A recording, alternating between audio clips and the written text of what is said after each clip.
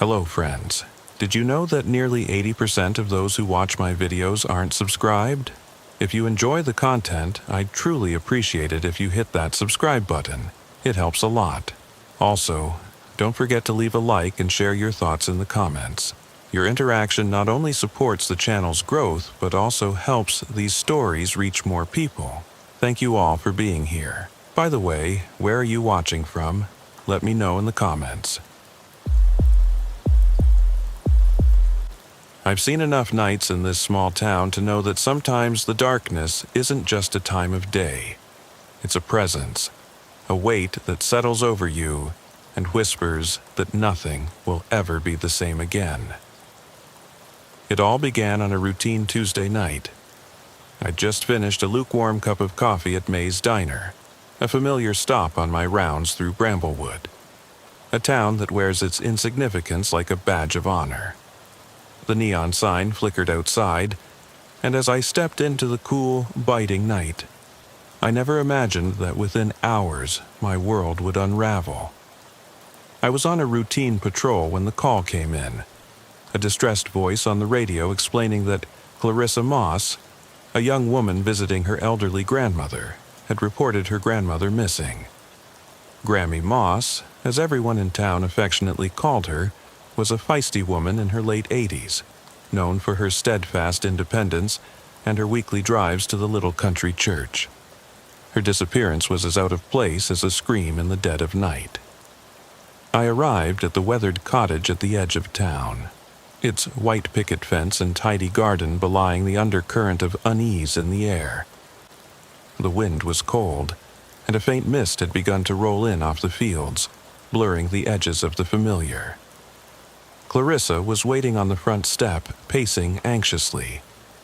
Her eyes, wide and glistening with unshed tears, spoke volumes about her inner turmoil.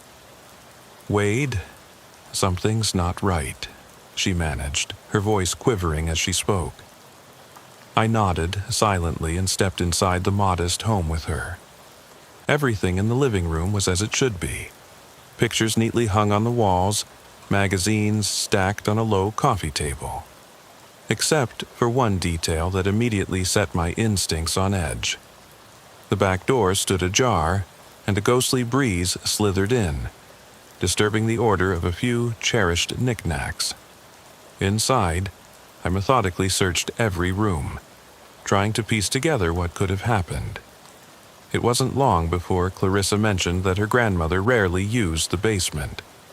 My attention was drawn to the narrow staircase leading downward, where the damp smell of must and old wood reminded me that every house holds secrets in its forgotten corners.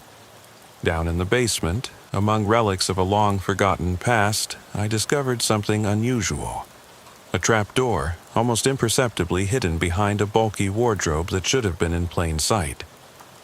I pulled it aside, and with a creak and a groan, the trapdoor yielded, revealing a ladder that descended into a dark, hidden space. "Stay here," I instructed Clarissa firmly, though not without a trace of unease.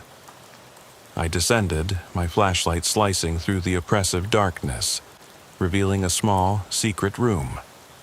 The walls were covered with yellowed newspapers and scribbled symbols, as if the space had served as a repository for secrets too terrible for daylight. At the center, an old scarred table held a tattered journal. The entries inside belonged to Grammy Moss, and what I read made my blood freeze. Accounts of strange visitors, cryptic rituals, and ominous warnings that hinted at a darkness creeping slowly into the edges of our safe little town. A sudden noise made me spin around, my heart pounding like a drum. Clarissa's pale face appeared at the door, her eyes reflecting terror as she muttered, "Wade, what is this place?" Her voice was a whisper, lost in the hum of the old house's creaks and groans. I didn't have an answer, only an overwhelming instinct that we were stumbling into something far larger than a simple missing person case. I guided her back up the narrow steps, the oppressive chill of that hidden room clinging to us like a curse. Once back in the living room, I radioed Officer Randall, my seasoned partner who had seen enough nights like these to know when something was terribly amiss. He arrived with his usual gruff efficiency, his eyes narrowing as he absorbed the disturbing scene. "Wade, this isn't just a simple disappearance. There's something deeply wrong here," he muttered, his tone heavy with the weight of hidden experiences. Despite our shared skepticism, there was an undeniable urgency that pushed us to search further. Clarissa, barely holding back a quiver, insisted we check outside, particularly the woods behind the cottage, a place Grammy Moss often enjoyed for solitary walks. The night air in the woods was eerily still, the only sounds the crunch of dead leaves under our feet and the distant call of an owl. Our flashlights danced over twisted tree branches and tangled undergrowth as we called out her name, our voices swallowed by the vast silence. Then, in a clearing that seemed untouched by time, we stumbled upon something that chilled us to the core: a makeshift altar. Candles, still burning despite the chill of the night, flickered in a ghostly dance around an arrangement that looked disturbingly like dried blood. The sight of it broke the fragile calm in all of us. Clarissa's voice barely rose above a whisper, and Randall's muttered, "This ain't right, Wade," as his eyes darted nervously between the grim tableau and the dark woods beyond. Suddenly, a rustling sound broke the stillness. We turned as one, our flashlights converging on a gaunt figure emerging from the shadows. He was tall, almost spectral, with eyes that seemed to pierce straight through us. I shouted, "Who are you?" as I instinctively reached for my service weapon. The figure didn't speak. He merely smiled, an unsettling, deliberate twist of his lips, and then, like a ghost dissolving into mist, he vanished between the trees. In that instant, the boundary between routine duty and unspeakable horror had all but disintegrated. Clarissa's plea to give chase echoed in my mind, but a sense of foreboding overpowered any instinct to pursue. "We need to call for backup," I insisted, my voice resolute even as my heart pounded with dread. In the oppressive silence of the woods, every step back to the house felt like a descent into deeper darkness. When we reached the cottage, the sense of impending doom was almost tangible. We barricaded the doors as the hours dragged by, each minute a testament to the suffocating tension that gripped us. Inside, the once comforting familiarity of the home had warped into a labyrinth of foreboding shadows. Clarissa sat by a window, her eyes flitting nervously at every movement outside, while Randall paced relentlessly, his muttered curses punctuating the silence. The night wore on, and as we huddled together in that isolated room, the notion of safety receded like a half-remembered dream. Just before the break of dawn, a loud crash shattered our uneasy vigil, an echo from the basement that sent a fresh spike of terror through my veins. I mobilized instantly, flashlight and pistol in hand, and led Randall toward the familiar staircase. The basement, once a recess of forgotten memories, had transformed into a scene of chaos. The trapdoor yawned open, wider than before, as if inviting us back into its depths. On the table lay the journal again, its pages fluttering in the draft like restless spirits. And there, standing silently beside it, was the mysterious man from the woods, his empty eyes fixed on us, his presence impossible to ignore. "Who are you?" I demanded, my voice steady despite the tumult in my mind. His reply came in a low, chilling tone. "I'm here to finish what she started." In that moment, as he lunged at us with a speed that defied human nature, I realized we were facing something that straddled the line between man and nightmare. The ensuing struggle was brutal, a cacophony of shouts, the reverberation of my gunshot echoing in the confined space, and the palpable fear that gripped us both.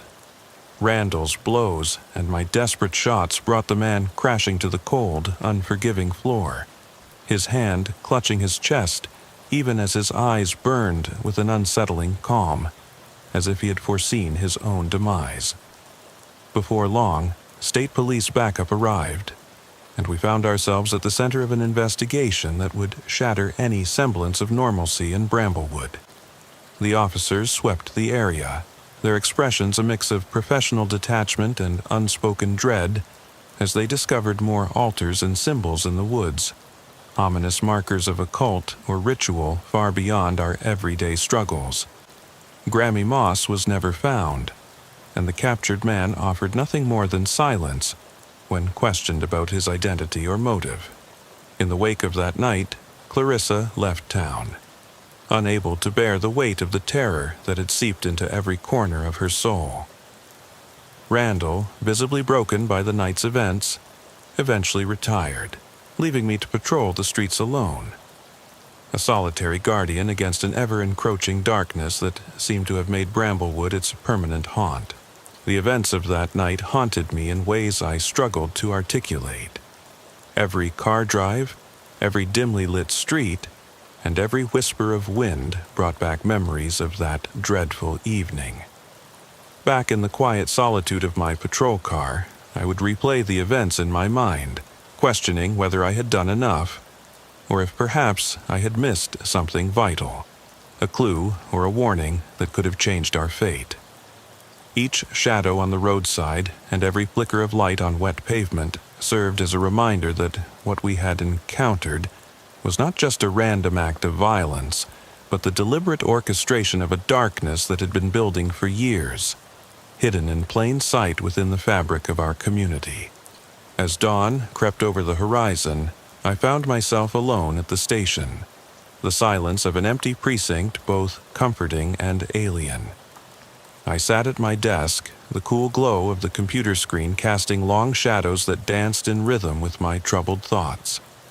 I couldn't help but wonder if we had truly captured the source of the evil, or if it was only the latest manifestation of a force that had long been gathering strength in the corners of our lives. I glanced at the evidence files, the journal, the symbols, the charred remnants of altars, and a gnawing doubt took root. Perhaps Grammy Moss had known more about this than anyone had suspected, and her disappearance was not an isolated incident but part of a larger, orchestrated plan. In that moment, I vowed to dig deeper, to unravel the tangled threads of fear and tradition that had ensnared our town, even if it meant facing horrors I had never imagined. The investigation in the following weeks dragged me into a relentless cycle of sleepless nights and fractured days. I pored over archives and old case files, revisiting reports of unexplained occurrences that had long been swept under the carpet in a town that prided itself on its quiet normalcy. I met with locals whose eyes would widen at the mere mention of Grammy Moss's name, and whose voices would drop to hushed tones as if talking about an ancient curse. I began questioning long-forgotten histories of Bramblewood, stories of secret societies, hidden rituals practiced by those who walked the line between devout piety and fanaticism, and whispered rumors of sacrifices made under the veil of night. Late one evening, in the back room of the station, with nothing but the buzzing of old fluorescent lights and the scratch of my pen against paper for company, I recounted everything that had happened in meticulous detail. I documented the eerie messages in the journal, the meticulous placement of symbols in the basement, and even the unsettling calm in the eyes of the man we had captured. Every small detail carried a heavy significance, hinting at a deeper conspiracy that transcended conventional law enforcement. I knew that the department wasn't well equipped to tackle something that bordered on the occult, yet I also understood that ignoring it would leave Bramblewood vulnerable to forces that might escalate far beyond a single missing person case. I sought counsel from a retired detective known for his unorthodox methods, a man rumored to have solved cases that defied traditional logic. He listened intently as I recounted my experience, his lined face remaining unreadable. "Wade, sometimes the truth is buried in lies that we're too afraid to acknowledge," he said slowly, each word measured. "There are forces out there that feed on our fears and our secrets. You must be careful. Once you unearth them, there's no guarantee you can put them back." His words, stark and ominous, resonated with every instinct I had honed over years on the force. I left that meeting with more questions than answers. The chilling possibility that the cult-like rituals and the strange man might only be the tip of an iceberg that threatened to drown us all in madness. And so began a journey into the heart of darkness.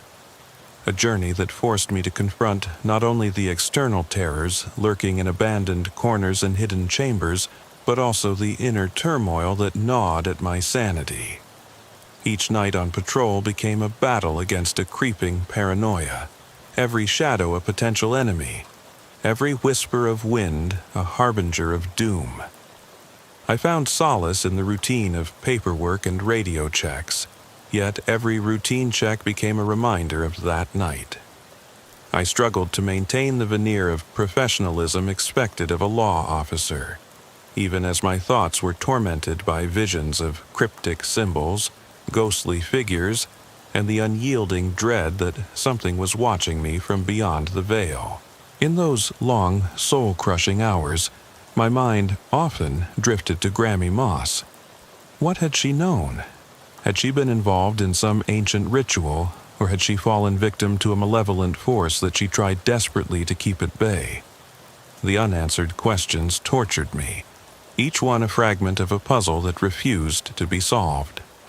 The quiet hum of the station's old clock seemed to mark every second with a relentless reminder that time was slipping away, time in which I needed to gather enough evidence, enough insight, before the darkness claimed more than just the souls of the lost. I remember one particularly harrowing night when, as I drove the lonely, unlit roads of Bramblewood, the radio crackled with a static-laden message. It was a garbled series of numbers, and a single word repeated over and over: "Return." The message sent shivers down my spine. I pulled over near a field where the mist thickened, my pulse racing as I questioned whether I had dreamed it. But the evidence, the way the beam of my flashlight cut through the fog, told me that the phenomenon was real. That night, as I patrolled the outskirts, I couldn't shake the feeling of being followed, of being drawn toward something inexorable and dangerous. The investigation, with its endless nights of research and terror, was transforming me in ways I'd never anticipated. I began to sleep less, haunted by nightmares that blended reality and myth. The face of that mysterious man, his empty eyes, and his final cryptic words haunted my every waking moment.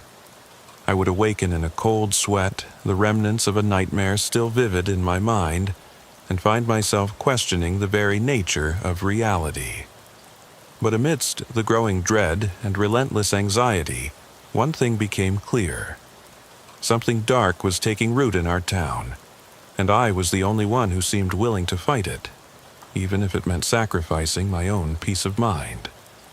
Every new day blurred with the last, and as weeks turned into a month, I became increasingly isolated, both by the demands of my job and by the mysterious forces I was beginning to uncover.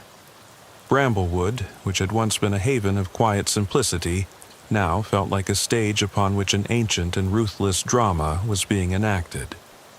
I resolved to unearth every hidden detail, to track down every clue, and to piece together the puzzle of Grammy Moss's fate, even if it meant confronting my own inner darkness. Even as the sun rose one chilly morning, painting the sky in bruised shades of purple and gray, I couldn't shake the feeling that I was standing at the edge of a precipice. The world around me was quiet, deceptively serene, a stark contrast to the chaos and terror that lurked beneath its surface. And as I prepared for another day on the job, I wondered silently, Was this the calm before a storm that would shatter our lives forever? Or was it a deceptive veil masking the horrors that were just waiting to be unleashed? Even as autumn began to settle over Bramblewood, the heavy weight of the events that had unfolded refused to let go. The chill in the air was no longer just the season's gift. It carried with it an icy reminder of that cursed night. I returned to the station one particularly bleak evening. Documents spread out before me, evidence collected from that fateful night, and my mind buzzing with theories and questions that clung to every detail. The glowing screen of my desk lamp highlighted the faded ink in the journal, the cryptic symbols that no one had yet managed to decipher. It wasn't just a diary, it was a window into a hidden world, one where ancient rituals and modern fears intertwined in an almost unholy alliance. In the days that followed, I initiated a deeper investigation into the origins of the journal and its strange entries. I met with local historians, church elders, and even someone who claimed to be a former member of a secret society that once operated in the region. Each conversation introduced layers of complexity to the mystery. There were stories of an old settlement, a colony of immigrants who had arrived with dreams of a new life, only to be ensnared by dark forces in the wilderness surrounding Bramblewood. They spoke in hushed tones about a pact made long ago, a bargain struck with something beyond mortal comprehension. The more I listened, the more I realized how deeply these ancient grudges and rituals were woven into the fabric of our community. I also began conducting night patrols with renewed vigilance, determined to catch any sign of the unknown. My patrol car became both a sanctuary and a confessional, a place where the steady hum of the engine and the glow of the dashboard lights were the only constants against the chaos outside. On several occasions, while driving along desolate roads lit only by the sporadic flicker of street lamps, I experienced moments when the darkness seemed to pulse with a life of its own. I'd catch fleeting images of figures in the corner of my eye, shapes that vanished as soon as I focused on them. My colleagues at the station dismissed these as tricks of the light or symptoms of too many sleepless nights, but I couldn't ignore the feeling that something was watching me. One night, after completing my rounds, I decided to return to the area around the cottage, drawn by an urge I couldn't explain. The dense woods, thick with fog and silent as a tomb, beckoned me. I parked on the outskirts and stepped into the cool, damp air. The familiar crunch of leaves underfoot was joined by an oppressive silence that made each step feel like a venture into the unknown. My flashlight beam wavered as if uncertain of its own power against the encroaching gloom. As I made my way toward the clearing where we had found the makeshift altar, my heart pounded louder than ever. There, amid the tangled underbrush, I saw remnants of a recent fire, a circle of ashes that had almost the same dimensions as the altar we had uncovered that night. Had someone returned? Was the cult active still, carrying out its rituals in secret? I crouched down, careful not to disturb the brittle remains, and noticed charred symbols etched into a stone slab buried under the ash. Each mark was deliberate, a signature from a bygone ritual. I photographed the area with my phone, trying to capture every detail. My hands trembled, not only from the chill, but also from a deep-seated dread that whispered, "You're not alone." I forced myself to stand, determined to follow the faint trail that wound deeper into the forest. Every step was measured, every shadow a potential harbinger of danger. The night deepened, and with it, the sense of being pursued grew almost unbearable. I heard distant murmurs carried by the wind, voices that could have been the rustling of the trees or something far more sinister. Back at the station that night, my hands still clutched the evidence, and my mind replayed every detail of that encounter. I was greeted with knowing looks and subtle nods from the few officers who remained awake. The conversation quickly turned to theories. old legends, forgotten pacts, and the possibility of an underground network of individuals dedicated to continuing these rituals. In the flickering glow of the interrogation room lights, I interrogated the evidence. The journal's pages, scrawled with frantic handwriting and cryptic symbols, began to form a pattern. It was as if Grammy Moss had been chronicling not just her personal experiences, but also a larger, orchestrated series of events. I could almost feel the weight of her long-forgotten struggle with forces she never fully understood, forces that now threatened to engulf all of us. My nights grew increasingly sleepless. I was visited by nightmares that were disturbingly lucid. Endless corridors, ghostly faces, and the echoing laughter of that inscrutable man from the woods. Sometimes I awoke to the sound of my own breathing, so loud in the silence of the early hours that I could swear it was not just me keeping vigil in the dark. I tried to anchor myself with routine, meticulously logging every call, every detail of my patrols. Yet the line between duty and obsession blurred as each day's events felt like a rehearsal for a final, all-consuming confrontation. I found myself questioning every decision. Had I been too cautious that night? Should I have pursued the mysterious figure deeper into the woods, even as my instincts screamed for backup? And most haunting of all, had Grammy Moss's disappearance been the catalyst for something far larger than a single lost soul? A ripple in a pond that had long been disturbed by the echoes of past sins. Every conversation with a local resident or a reluctant witness deepened the mystery. An elderly man at the county records office recounted whispers of a devil's covenant forged between early settlers and forces that defied explanation. A young librarian, who spent her days archiving local lore, mentioned records of inexplicable disappearances that dated back decades, all following the same eerie pattern. The more I investigated, the more I sensed that Bramblewood was a microcosm for a world where the ordinary coexisted with the extraordinary, and where the darkness was not confined to the night. It was interwoven into the very fabric of the town, a secret shared by those who dared not speak its name openly, lest they invite its wrath. By now, my officers began to notice a change in me, a hollowness in my eyes, an edge to my normally stoic demeanor. The very act of wearing the badge, which once filled me with quiet pride, had become a heavy shackle that bound me to an ever-deepening darkness. I would catch my reflection in a dark window and see not the seasoned cop I had long prided myself on being, but a haunted man whose soul was slowly being eroded by the relentless march of that malignant force.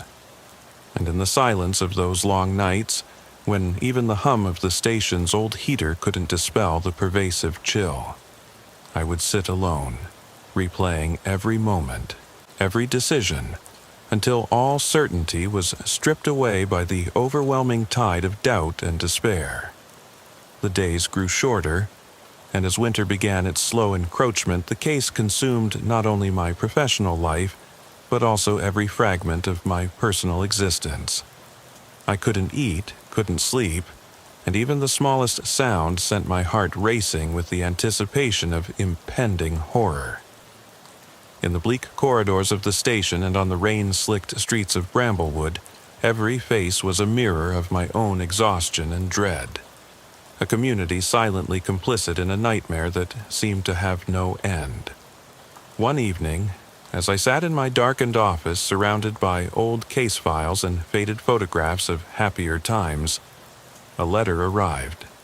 It was anonymous, the envelope weathered and stained, and inside was a single piece of typed paper that simply read, "Return before the shadow claims all." The words were a taunt, a challenge, and a warning all at once. I stared at them for what felt like hours, the paper crinkling under my trembling fingers until a realization sank in deep within. I was no longer just an officer battling external evils. I was now a target, marked by forces that defied all logic and reason. In the subsequent weeks, the investigation took on a frenetic pace as the threads of the mystery began to intertwine with the everyday rhythms of Bramblewood. The state police had cordoned off several areas around the cottage and the adjacent woods. I found myself coordinating with detectives who had little patience for what they deemed local superstitions, yet even they couldn't entirely dismiss the bizarre evidence that lay before us. Meetings were held in stark, fluorescent-lit briefing rooms where maps of the region were strewn with red pins and cryptic notes that connected disparate incidents across decades. Each marker was a piece of a puzzle that seemed to leap from the mundane into the realm of the inexplicable. During one such meeting, I presented the photographs of the burned altar, the etched symbols on the stone, and the scanned pages of that cursed journal. The room was tense, the air thick with skepticism and dread.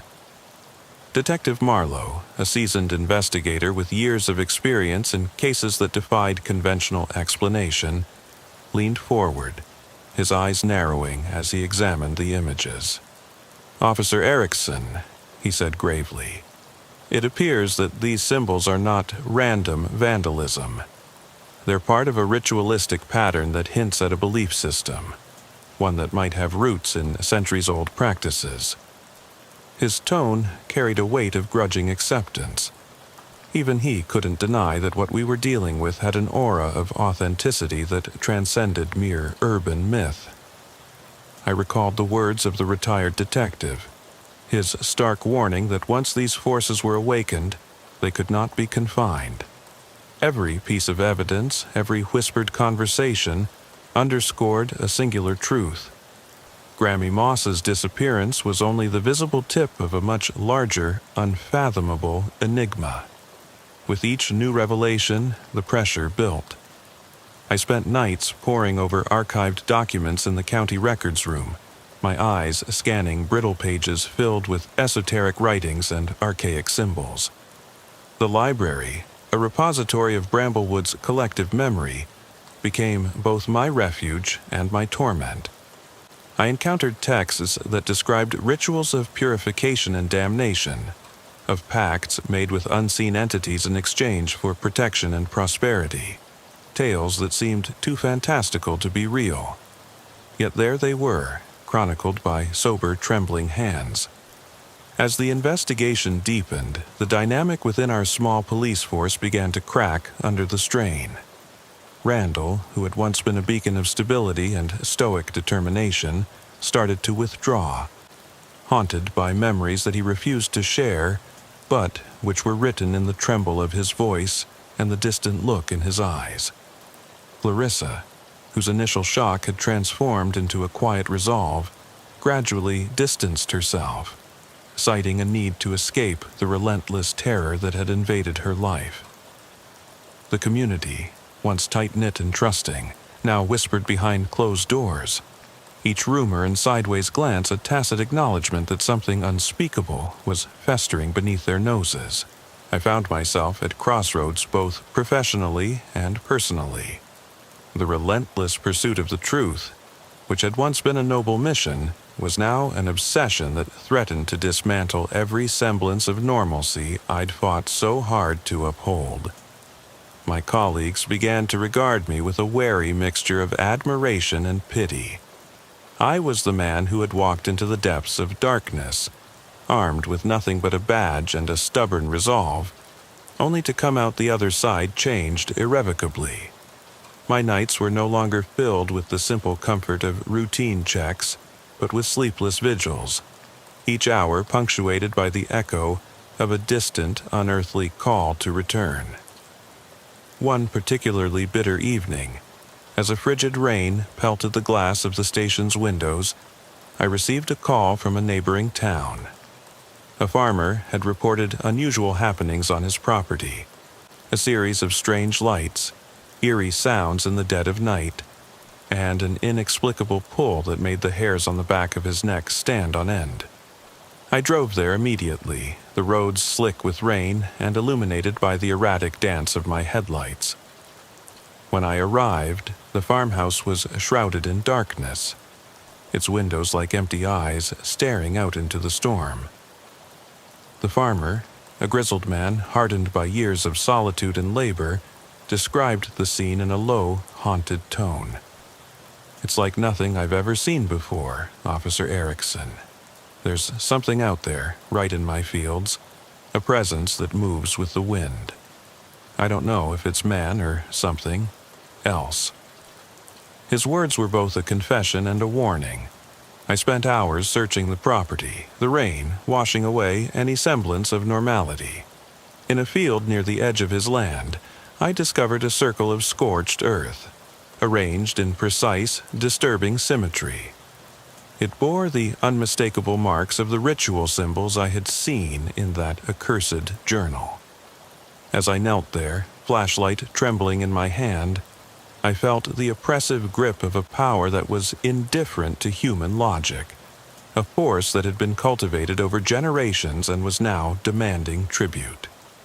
My pulse hammered in my ears as I carefully collected samples and documented every detail. The evidence was irrefutable, yet it only deepened the mystery. Who or what was orchestrating these unsettling events? Was it the work of a reclusive cult, an ancient curse, or something far beyond our comprehension? In the days that followed, I found solace only in the raw, unyielding pursuit of the truth. I began to compile every scrap of information, every whispered rumor, into a comprehensive file. A modern chronicle of Bramblewood's descent into inexplicable darkness. The more I uncovered, the more I felt the creeping presence of that nameless terror, as though it was watching me, waiting for me to slip up. Even in the brief moments of camaraderie with fellow officers, the conversation invariably turned to that overwhelming, unspoken question: how deep does this rabbit hole go? And with every answer uncovered, the darkness seemed to grow ever more unfathomable. At night, as I drove along the rain-soaked roads, my eyes fixated on the interplay of light and shadow, the fleeting contours of the unknown, the silent promise of secrets yet to be revealed. In those moments, I could almost sense the past merging with the present, ancient voices whispering warnings that transcended the boundaries of time. I was no longer just patrolling the streets of Bramblewood. I was navigating a labyrinth of mysteries, each turn revealing yet another sinister clue. And through it all, I couldn't shake the disquieting thought: was I chasing ghosts, or was I about to awaken something that had been content to remain dormant, watching, waiting in the depths of time and memory? As the investigation pressed on with unyielding intensity, a bitter conclusion began to take shape. A conclusion that would force me to confront the horrifying realization that some mysteries were best left unsolved. And yet, armed with my badge and a determination forged in the crucible of relentless nights, I knew there was no turning back. With every new discovery came the unmistakable sense that the true horror was not the unknown itself, but the inexorable pull it had on our souls, drawing us closer to a fate we might not survive. Every falling leaf, every whispered legend of Bramblewood, echoed one relentless truth. In the dance between light and shadow, despair and defiance, there was no escape from the darkness that had claimed our town. The winter's frost deepened, and the once familiar streets of Bramblewood transformed into a landscape of shadows and uncertainty. With the anonymous letter still etched in my mind, a cryptic message urging me to return before the shadow claims all, I doubled my efforts to track any lead that might point toward the source of this malediction. My routine night shifts became a blur of investigative fervor, intermingled with moments of paralyzing dread.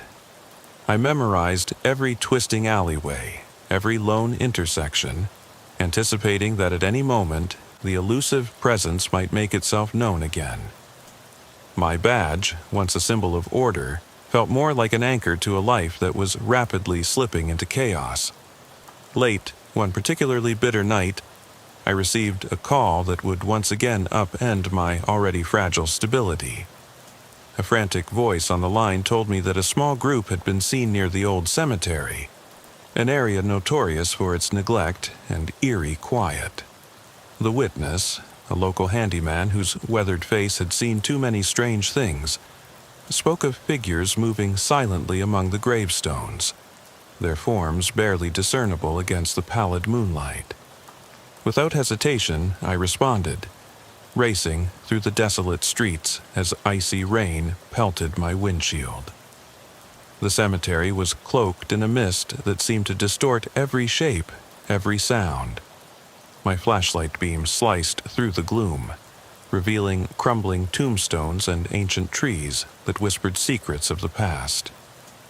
I moved carefully between the graves, every step measured and cautious.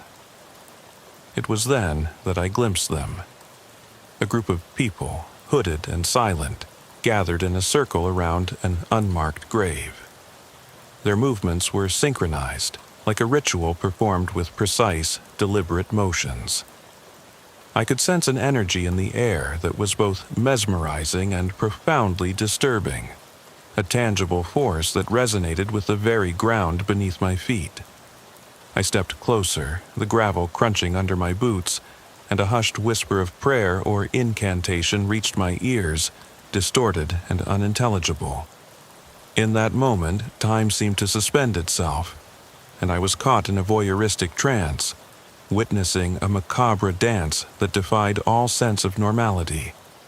I tried to make contact, to announce my presence, but before I could speak, one of the hooded figures turned toward me. For a brief, disorienting moment, our eyes met.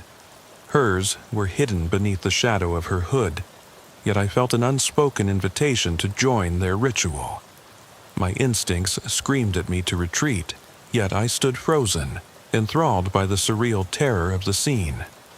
The silence was shattered by a soft, measured cadence, an incantation that sent shivers racing along my spine.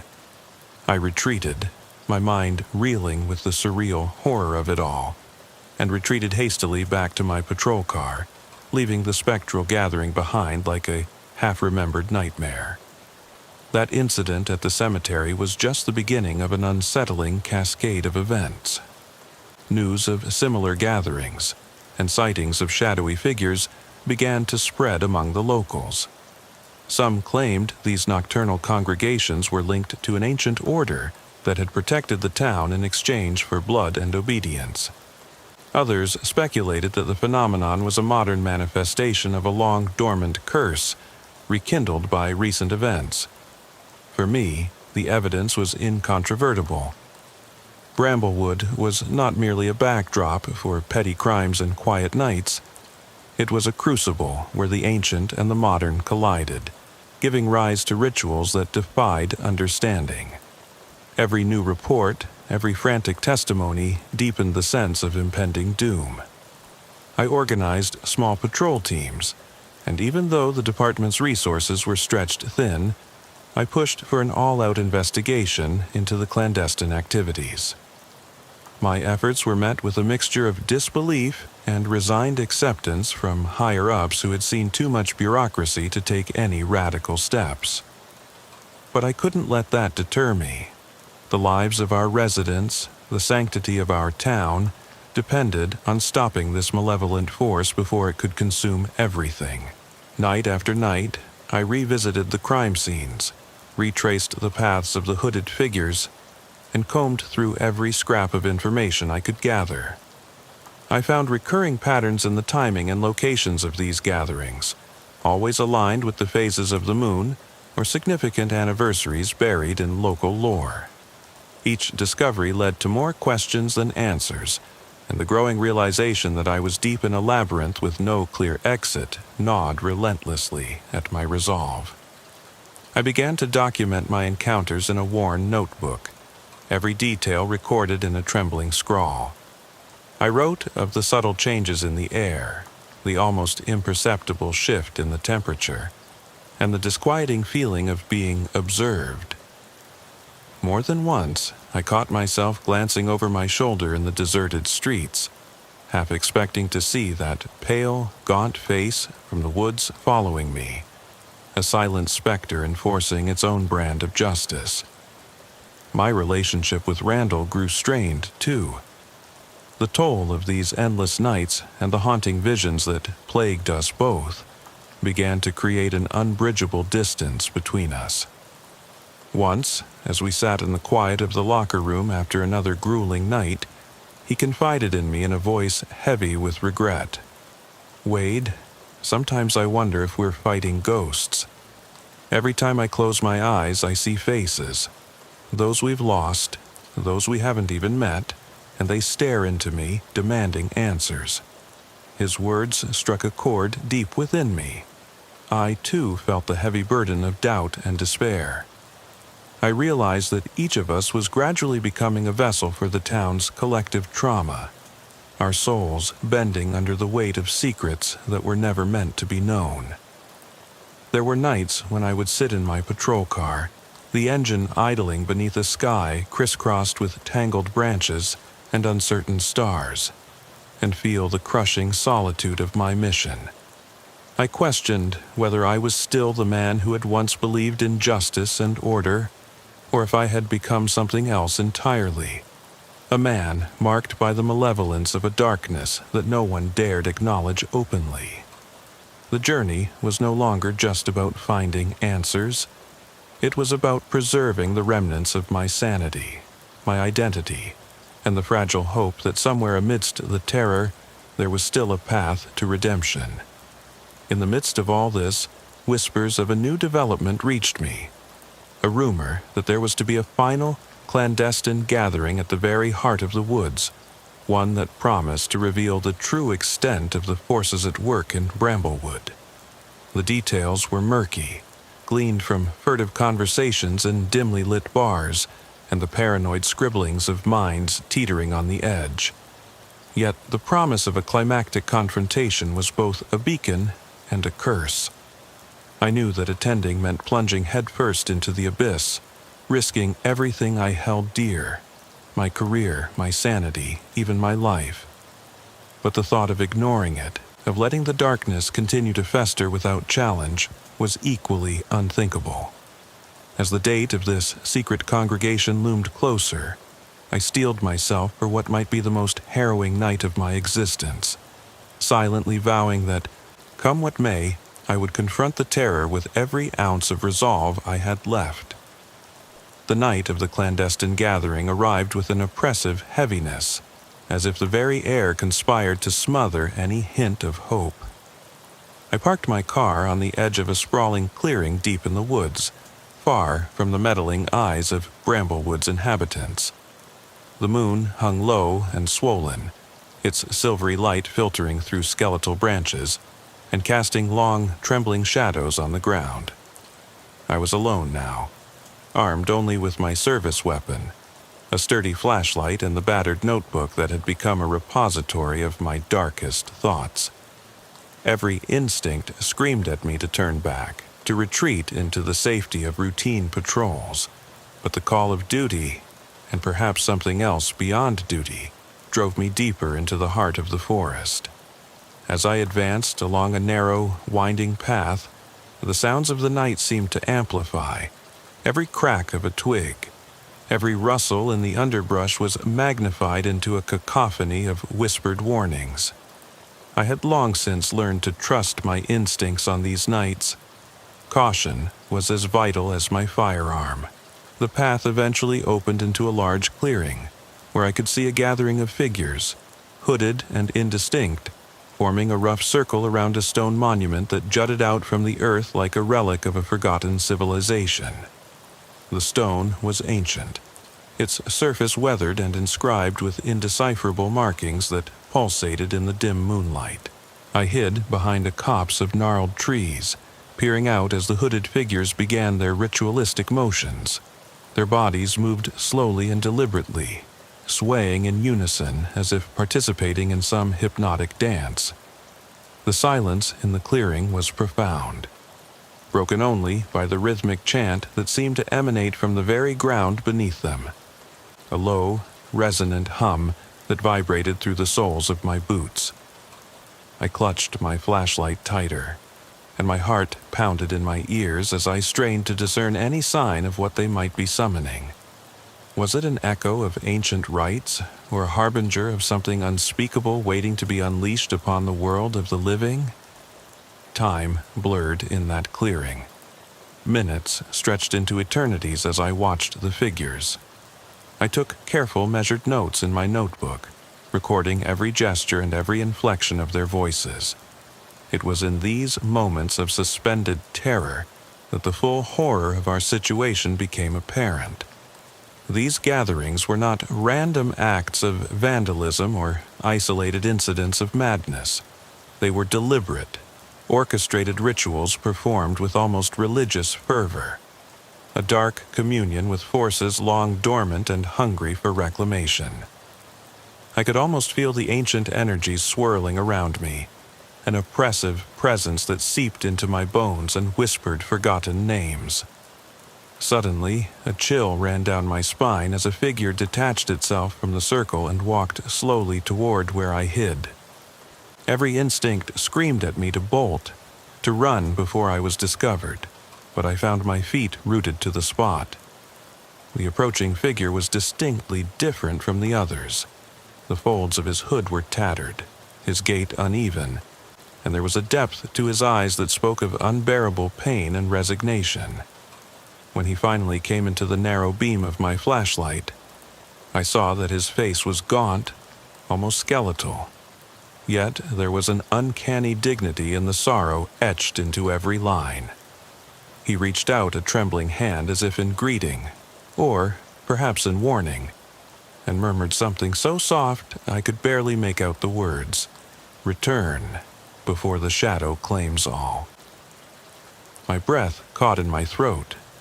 The words, identical to those in the anonymous letter, reverberated in my mind with an echo of fate. The figure's gaze locked with mine for a moment that seemed to last an eternity, and in that silence I felt as if he were transmitting a desperate plea, a final warning to turn back. But as soon as the moment passed, he melted back into the circle and rejoined the ritual, as if he had never been alone at all. I was left trembling in the darkness, each pulse in my veins a reminder that I was dangerously close to a boundary that perhaps should never be crossed. I knew then that the gathering was the culmination of everything, the darkest rituals, the unexplained vanishings, the cryptic messages that haunted my sleepless nights.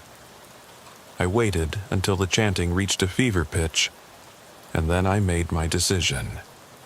With a deep, steadying breath, I stepped out of the cover of the trees and into the clearing.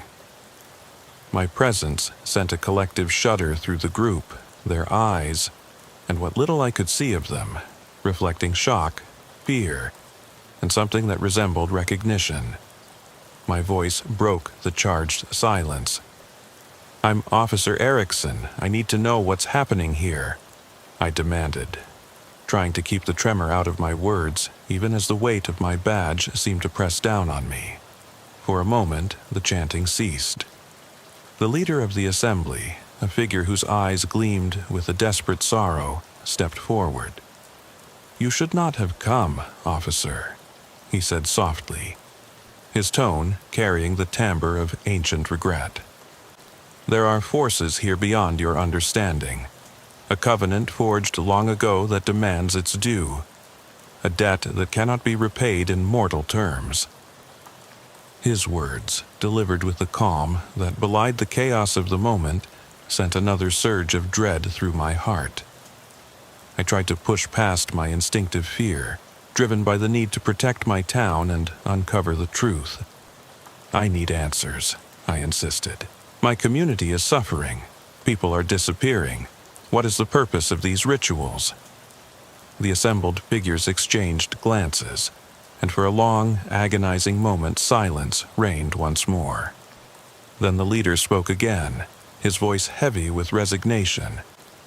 "It is not we who call upon these forces, Officer Erickson, but they who call upon us, your Grammy Moss. She sought protection in the old ways. a pact with powers that defy your modern laws. In doing so, she awakened a legacy, a burden passed down through generations. And now, that burden claims its due. His words were cryptic, imbued with layers of meaning that eluded immediate comprehension. The gravity of his statement sank into me like a stone. Was it possible that the innocent, venerable woman I had come to find was entangled in a contract with something beyond human understanding? As I pressed for further explanation, the crowd began to disperse, retreating silently into the dark embrace of the forest, leaving me with only the leader's words and the bitter taste of uncertainty. I followed him at a distance, my flashlight beam trembling over the ground as we navigated a winding path that led to an ancient stone structure, a ruin that looked more like a shrine than anything built by human hands. Its surface was covered with inscriptions and faded murals that depicted figures in elaborate robes, entwined with images of serpents and chaotic cosmic symbols.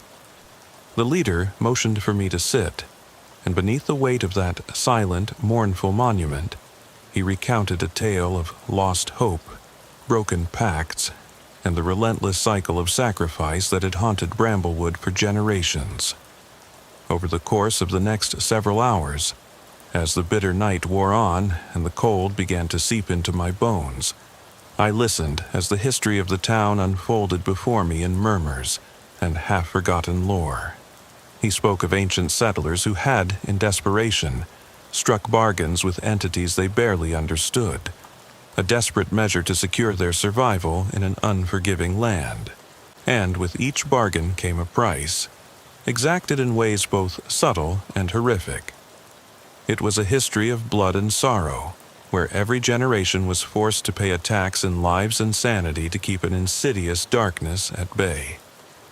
I felt the enormity of it all settle over me like a shroud. Every revelation, every whispered legend chipped away at the sturdy exterior I'd built around myself through years of diligent service. I was no longer just a cop. I was now an unwilling keeper of Bramblewood's darkest secret, bound by a duty that was as old as the town itself.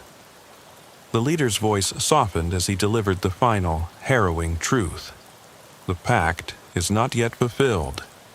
There is still a debt that must be paid, and if it is not met, if the balance is not restored, then the shadow will grow, and it will claim more than just one soul.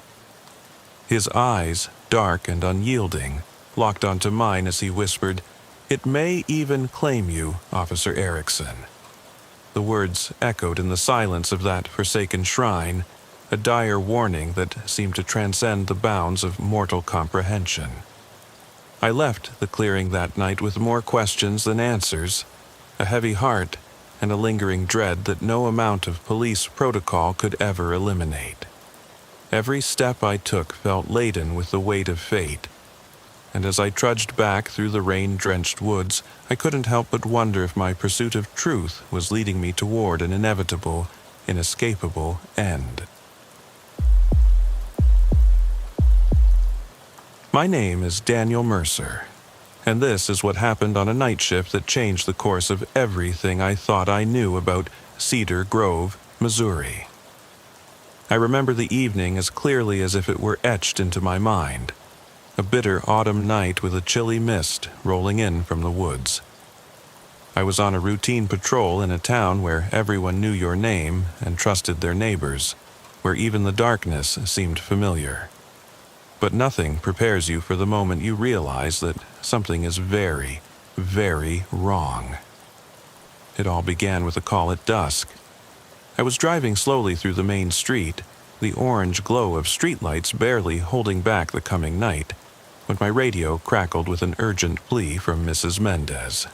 Her voice trembled as she reported her son Eric missing, a young man who had always been fond of wandering off after long nights at the local diner or down at the abandoned warehouse by the river.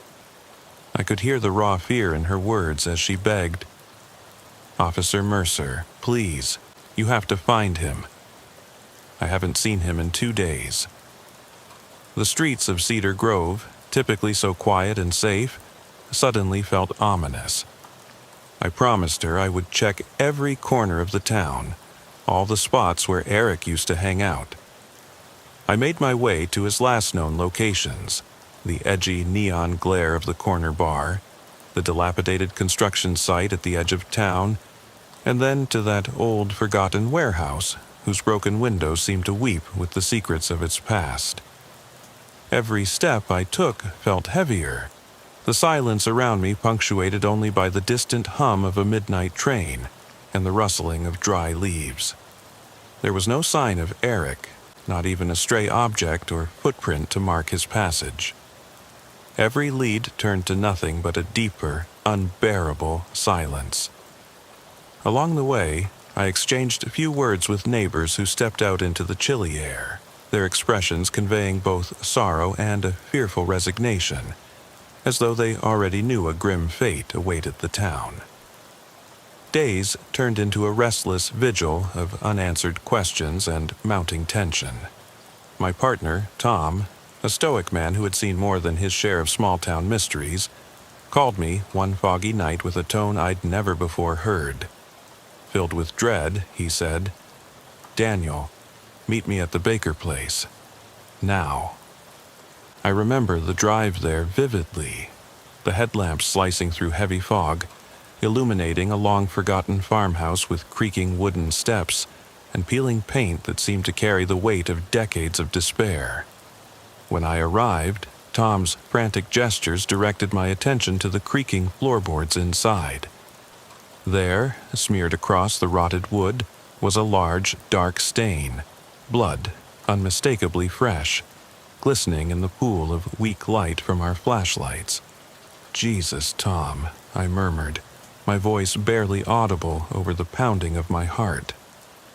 That night, as the wind howled outside and shadows leapt at every corner, I felt the first heavy stirring of something utterly unexplainable. We combed through every dusty room and shuttered corridor of the house, yet aside from that monstrous stain there was nothing. No body, no other trace of violence, just an eerie void that threatened to swallow any rational thought.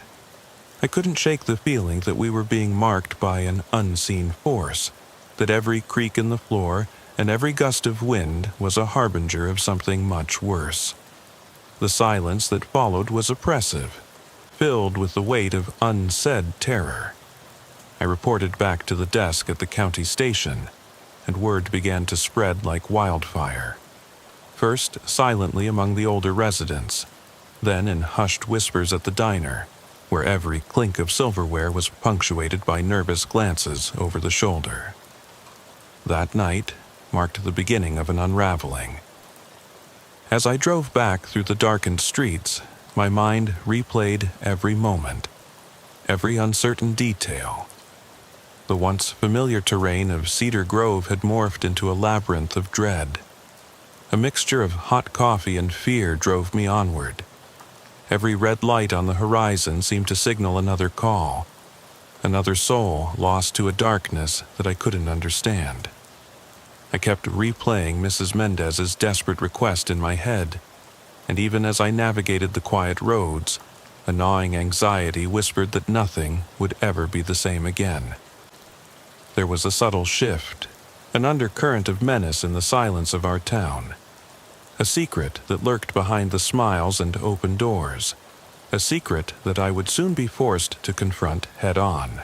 Later that week, when the missing persons reports began to multiply, from Layla, the ever-cheerful waitress at the diner, to Mr. Holden, the solitary old man who rarely left his creaking house at the end of the block, the normalcy of Cedar Grove shattered completely.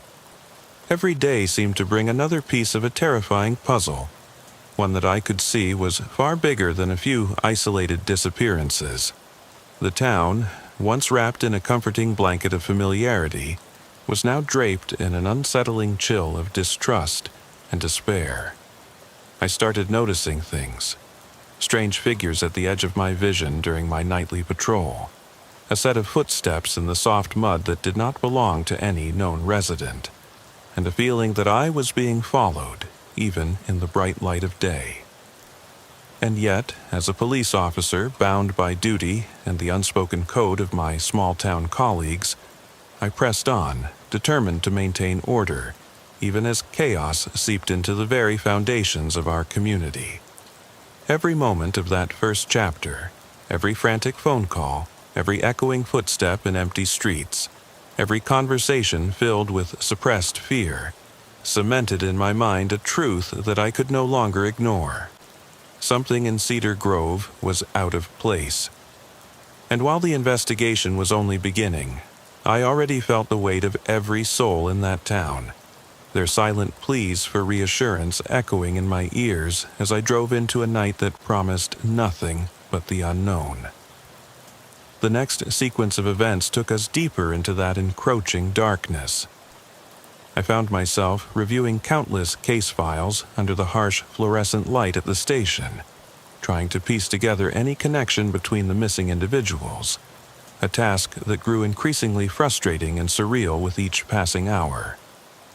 Every record carried an undercurrent of despair. Names that once thrived in the warmth of family and community now reduced to cold, unplaced entries in a ledger of sorrow. I spent long nights poring over witness statements. The voices of those left behind were riddled with fragmented recollections, each as haunted and unreliable as the next. One evening, as the wind rattled the old windows of the precinct, I sat alone in my car after a particularly grueling day. The radio played low-key country tunes, but all I could hear were echoes of that first bloodstain and the weight of every unanswered question. My thoughts drifted to Eric's distraught mother, Mrs. Mendez, whose weeping eyes seemed to embody every unspoken fear of our community. And then there was Tom's face, the pale, drawn expression as he recounted the night at the Baker place. I couldn't help but wonder if a malevolent force was deliberately staging these events, a remnant from a past long buried beneath Cedar Grove's placid exterior. Late one night, while on a routine patrol along the abandoned industrial district, the shadows around me twisted into distorted shapes. I parked under an overpass and stepped out, the chill in the air making my breath visible as I scanned the area with a flashlight. The silence was almost as maddening as the constant buzzing of the radio back at the station. I retraced my route, noticing that every familiar landmark now seemed imbued with an uncanny foreboding. There were fleeting glimpses, a hand's silhouette against a window in an otherwise empty building, the soft whimper of wind, or was it a whisper, coming from somewhere within the darkened alley. Such moments blurred the lines between reality and the realm of nightmares, and I began to feel as if my mind was betraying me. Back at home, my wife Karen and our 2 children found it increasingly difficult to sleep. The ordinary, secure life we had built in Cedar Grove was now pervaded by an ever-present, unexplainable terror. One evening, Karen's usually confident tone turned to a frantic plea. "Daniel, I heard noises outside the barn, like footsteps circling the house." I rushed to reassure her, the acrid taste of fear mingling with the metallic tang of my own sweat. With my duty as both a father and an officer weighing on me, I conducted yet another periphery check around our property. In the dim glow of the moon, every shadow held a threat. Every rustle of wind echoed like a warning. It was in those moments that I fully comprehended the unyielding power of dread, an emotion that, though intangible, held the capacity to shatter the very fabric of one's existence. That relentless week, punctuated by the constant barrage of calls and the ever-mounting list of missing persons, slowly unraveled the stable tapestry of my life. My nightly patrols became nocturnal marathons of nerve-wracking vigilance. Every dark corner, every deserted driveway, was an invitation to confront the unknown. In between these grueling shifts, I found solace in brief moments of introspection, documenting the mental toll this investigation exacted on me. I began to note down every detail, each strange encounter, every moment of inexplicable paralysis, as if the act of writing could tether my sanity in the face of an overwhelming, unseen enemy. In the quiet solitude of my modest home office, lit only by the blue glow of a computer screen and the weak flicker of a dying lamp, I recorded the occurrences meticulously. Here, I wrote not only the factual elements of each case but also the visceral emotions that accompanied them. The prickling of my skin when I felt eyes on me, the heavy burden of responsibility as I waited by the phone for the next desperate call, and the crushing loneliness that accompanied each unanswered question in the dead of night. I was a police officer, sworn to uphold the law and shield my community from harm. Yet, with each passing moment, it felt as if I was increasingly exposed to a darkness that no amount of training could ever prepare me for. As the days blurred into one another, the investigation began to unveil a sinister pattern. The missing were not random. They were connected by a chilling thread, a methodical selection that defied all logic. Rumors spread among the townsfolk of a shadowy figure known only as the Collector. Whispers of his existence had circulated for years, spoken of in hushed tones in the diner and by the flickering light of old televisions. According to these murmurs, the Collector preyed on the vulnerable, snatching them away in the dead of night, leaving nothing but a trail of inexplicable horror. Though I had dismissed such urban legends as the ramblings of overactive imaginations, the mounting evidence forced me to reconsider. What began as a series of seemingly disconnected disappearances was slowly merging into a tapestry of calculated malevolence that threatened to engulf Cedar Grove entirely. The days that followed were marked by a palpable tension. The night shift, which once offered moments of quiet reflection, was now a battleground of fear and relentless vigilance. Every call, every drive through the winding roads, carried the heavy promise of potential danger. And as the investigations intensified, I found myself increasingly haunted by the perception that I was being drawn into a deeper, far more disturbing mystery than I could ever have foreseen. The parameters of my world were shifting irreversibly, and with every step I took, I was forced to confront the uncomfortable truth that the line between duty and despair was alarmingly fragile. I closed that part of my recollection with a heavy sense of foreboding, a prelude to a darkness that I could no longer ignore. Cedar Grove, once a sanctuary of simplicity and neighborly trust, was transforming before my eyes into a stage for an unfathomable horror. And as the investigation into Eric's disappearance and the subsequent string of unsettling events gathered momentum, I realized that I too was ensnared in a nightmare that offered no easy escape. The relentless pursuit of the truth led me and my team into an abyss we were unprepared to face. In the following nights, the investigation took a dramatic turn.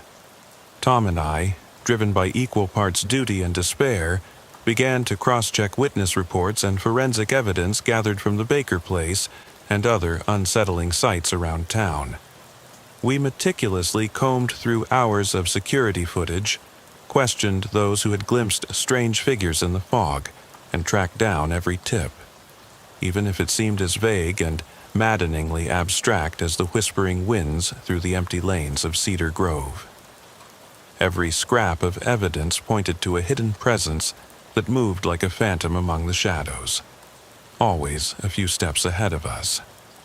One particularly cold, rain-soaked night remains etched in my memory. We received a tip from a local who claimed to have seen a man lurking near the old industrial park. Disregarding the misgivings that had become so familiar, Tom and I headed into the drenching downpour. The slick streets glistened under the intermittent glow of street lamps, and puddles reflected the distorted images of our flashing lights. We followed his directions into an area where abandoned warehouses loomed like forgotten relics from another era. I remember the air, heavy with the scent of wet concrete and decay, as we navigated narrow alleys where every sound was amplified into a cacophony of eerie echoes. In one of these shadowed corridors, we found a series of fresh footprints leading toward a disused loading dock, a place where time itself seemed to have paused. I pressed forward, my heart pounding in synchrony with the relentless patter of rain. There, glistening in the intermittent light, I discovered a battered notebook abandoned on a rusted crate.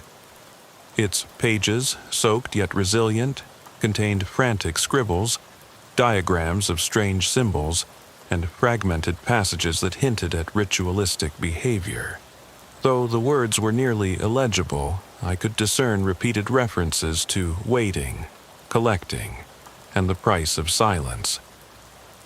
It sent a chill racing through my veins, a confirmation that the elusive myth of the collector was far from mere folklore.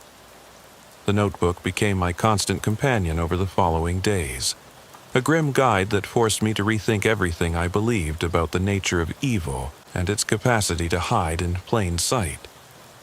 Each page, marked with warnings and desperate pleas for understanding, drove home the point that we were dealing with something methodical and deeply personal. I found myself obsessively retracing every cryptic clue mentioned in that faded journal, often questioning whether I was chasing the remnants of a disturbed mind or truly confronting an orchestrator of unspeakable nightmares. It wasn't long before I started receiving anonymous notes, crumpled pieces of paper slipped under my desk at the station, carrying the same cryptic symbols and dire warnings. Every note was a harbinger of impending dread, as though someone, or something, was deliberately watching, waiting for the moment when curiosity would lead me too far down a dark path. Each investigation day bled into the next, punctuated by late-night stakeouts and hurried radio exchanges, every shift a relentless battle against my own rising doubts and fears. I began to notice how the eyes of the people I once considered ordinary, my colleagues, the shopkeepers, even passing strangers, seemed to carry a quiet desperation, a shared recognition that something was very wrong. The community was united in its terror, bound by the intangible certainty that the darkness had come to claim what it wanted, and that none of us were truly safe. In those troubled hours, sitting behind the wheel of my patrol car, I often stared into the rain-soaked windshield, wondering whether the next shadow I saw was just an illusion or the harbinger of a fate I could not escape. And so, as the investigation deepened, so did the psychological toll it took on me. With every passing night, the pressure built in quiet bursts, a twitch of my eye here, a racing heartbeat there, until it suffocated every attempt at rational thought. Memories of childhood fears, long buried beneath the mundane rhythms of a small-town life, bubbled up in the most unexpected moments. The line between officer and victim blurred, as I found myself wrestling with the terror of being alone in a labyrinth of unanswered questions and creeping shadows. Cedar Grove, which once thrived on the simplicity of neighborly trust, was now a cauldron of silent terror simmering beneath an unyielding surface of calm. I spent long hours in solitary confinement at the station, fueled by bitter coffee and a desperate need for answers. The world outside was rapidly dissolving into a nightmare where every smile was concealing a grim secret and every familiar face might hide a sinister intent. In that period of relentless pursuit, my life became a series of disjointed moments, a fragmented mosaic of whispered warnings, fleeting glances into the abyss, and a mounting sense of impending doom. And while the notebook and the anonymous notes provided a thread to follow, they also deepened the mystery, revealing an intricate dance between a predator and his prey that grew ever more intimate and personal with each passing night. As the investigation gained momentum, I began to notice a pattern in the disappearance reports that pointed to a common denominator, an underground network of places that echoed the very layout described in that tattered journal. It was as though the collector had not only infiltrated our town, but had meticulously designed a domain where he could operate with impunity, far beyond the reach of conventional law enforcement. My every instinct warned me that I was on the brink of uncovering something so monumental, so deeply entrenched in the fabric of Cedar Grove's history, that it might shatter everything I once held true. And so, with trepidation mixed with determination, I pressed on, each case file and each whispered story serving as a grim reminder of the price that comes with peering too closely into the void. I clung to the hope that by following these clues, I might finally bring some semblance of justice, and perhaps even a measure of solace, to those who had already suffered so much. But deep down, I sensed that the truth was far more harrowing than any of us could have foreseen. A truth that threatened not only the innocent but my very soul, as each revelation unraveled the dark underbelly of the town I had sworn to protect. By the time I arrived at the old quarry, a desolate place on the edge of town shrouded in overgrown brush and long-forgotten memories, I realized that nothing would ever be the same again. The layers of deception, the carefully choreographed abductions, and the insidious presence of a being who thrived on our fear had led me to this threshold of unimaginable horror. The quarry's entrance yawned before me like a gaping wound in the earth, its dark passage promising answers wrapped in an enigma of pain and uncertainty. And as I prepared to take that final step, the relentless, echoing clamor of my heartbeat was the only witness to the terror that lay ahead.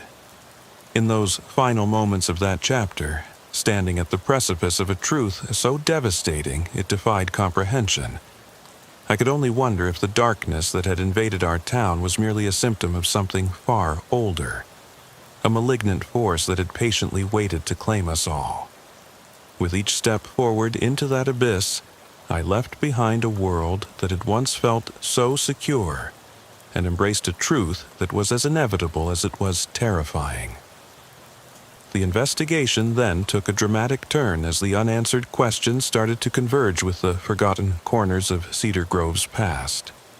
With the anonymous notes growing ever more frequent, and the cryptic warnings now unmistakable in their intent, I was compelled to revisit the fringes of the town that had long been shunned by polite society.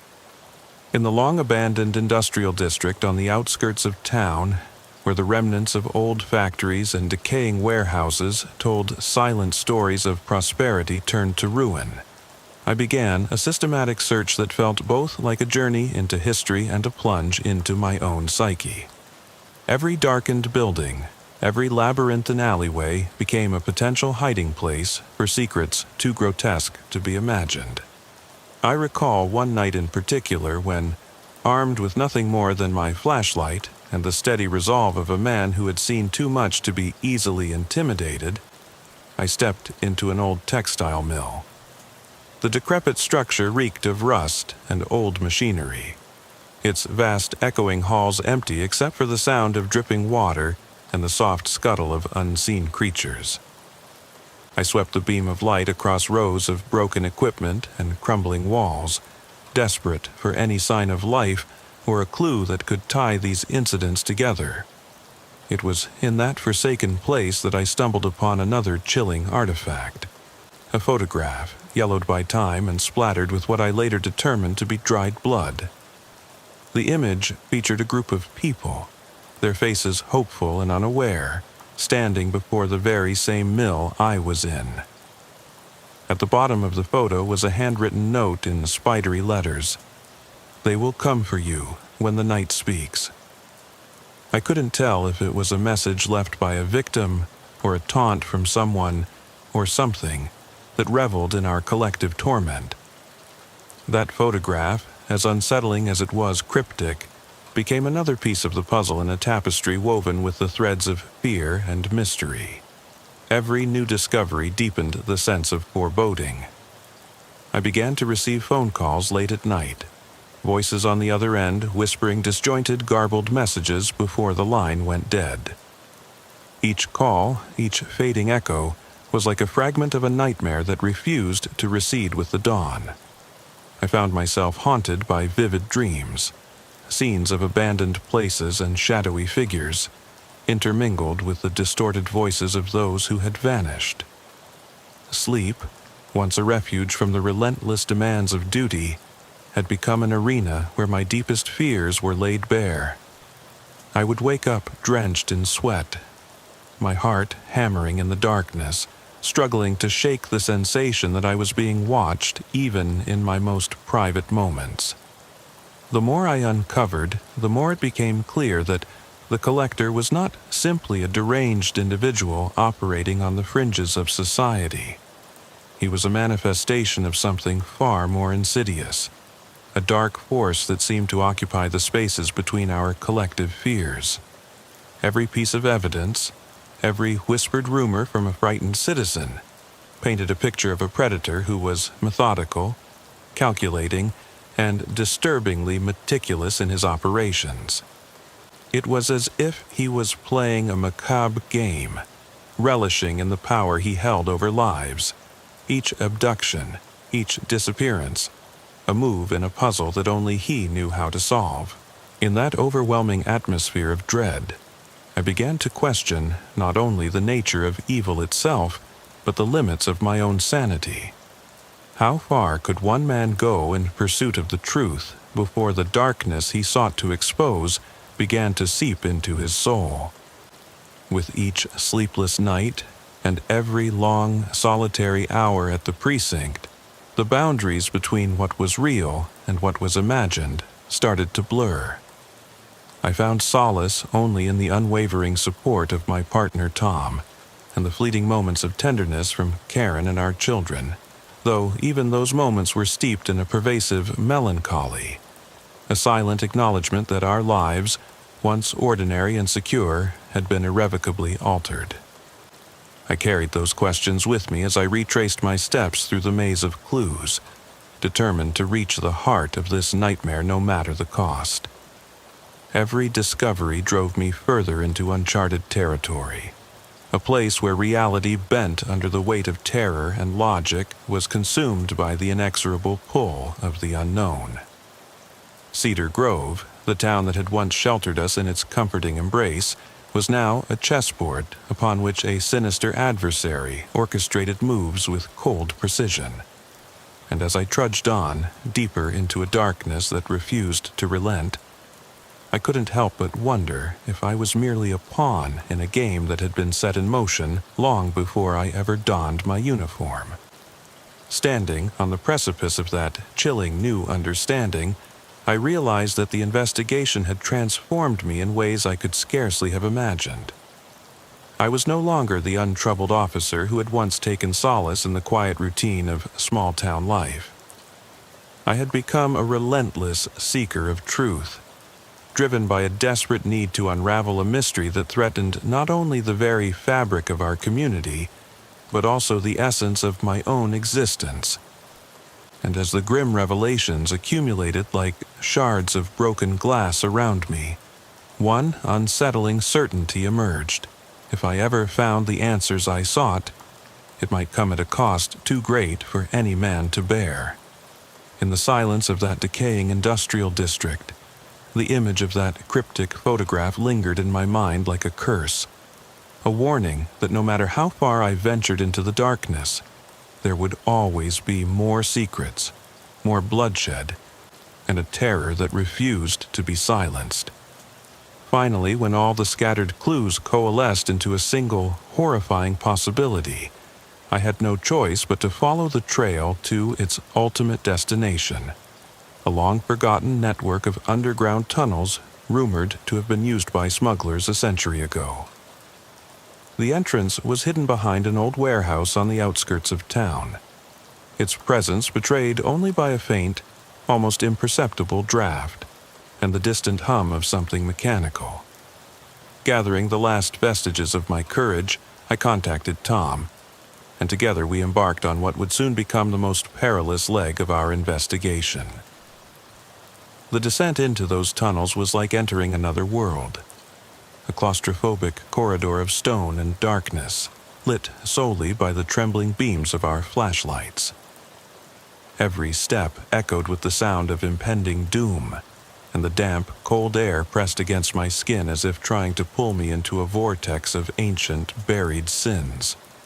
We navigated twisting passages and narrow stairwells that seemed to shift and merge into one endless labyrinth. The walls themselves were inscribed with cryptic symbols and faded markings that hinted at occult rituals and long-forgotten rites. Every new discovery only deepened the chilling certainty that we were standing on the threshold of a horror that was as meticulously planned as it was brutally executed. As we pressed deeper into the subterranean maze, the oppressive silence was shattered only by our labored breathing and the distant drip of water seeping through the stone. I could feel the weight of unseen eyes tracking our every move, and a persistent voice in the back of my mind whispered that we were trespassers in a domain that had long belonged to something other than man. The air grew heavy with the stench of decay and ancient secrets, and the feeling of being trapped tightened around me like a noose. I forced myself onward, driven by an instinctual need to uncover the truth, even as a chilling dread coiled in the pit of my stomach. Tom was unusually silent during this harrowing descent, his normally steady presence diminished by the palpable horror of our surroundings. At times, I thought I saw his eyes glisten with unshed tears, or perhaps it was the glimmer of terror that came from confronting an evil that defied explanation. In the deepest recesses of the tunnel system, we finally arrived at a massive underground chamber. The space was vast, its cavernous ceilings lost in darkness, and in the center of it stood a bizarre and macabre tableau. There were makeshift cells, crudely constructed from chains and rusted metal, and in some of them, if my failing eyes could be trusted, I thought I saw the faint, unmoving forms of people trapped in a living limbo. It was here, in that accursed subterranean hall, that I confronted the undeniable truth. The collector was not a solitary madman, but the mastermind behind an organized network of abductions, a dark puppeteer whose influence spread far beyond what any of us had ever suspected.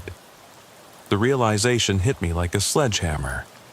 This was a carefully orchestrated operation, one designed to drain the hope and vitality of a community until only despair remained. The faces I saw, blurred by shadows and time, were not merely victims.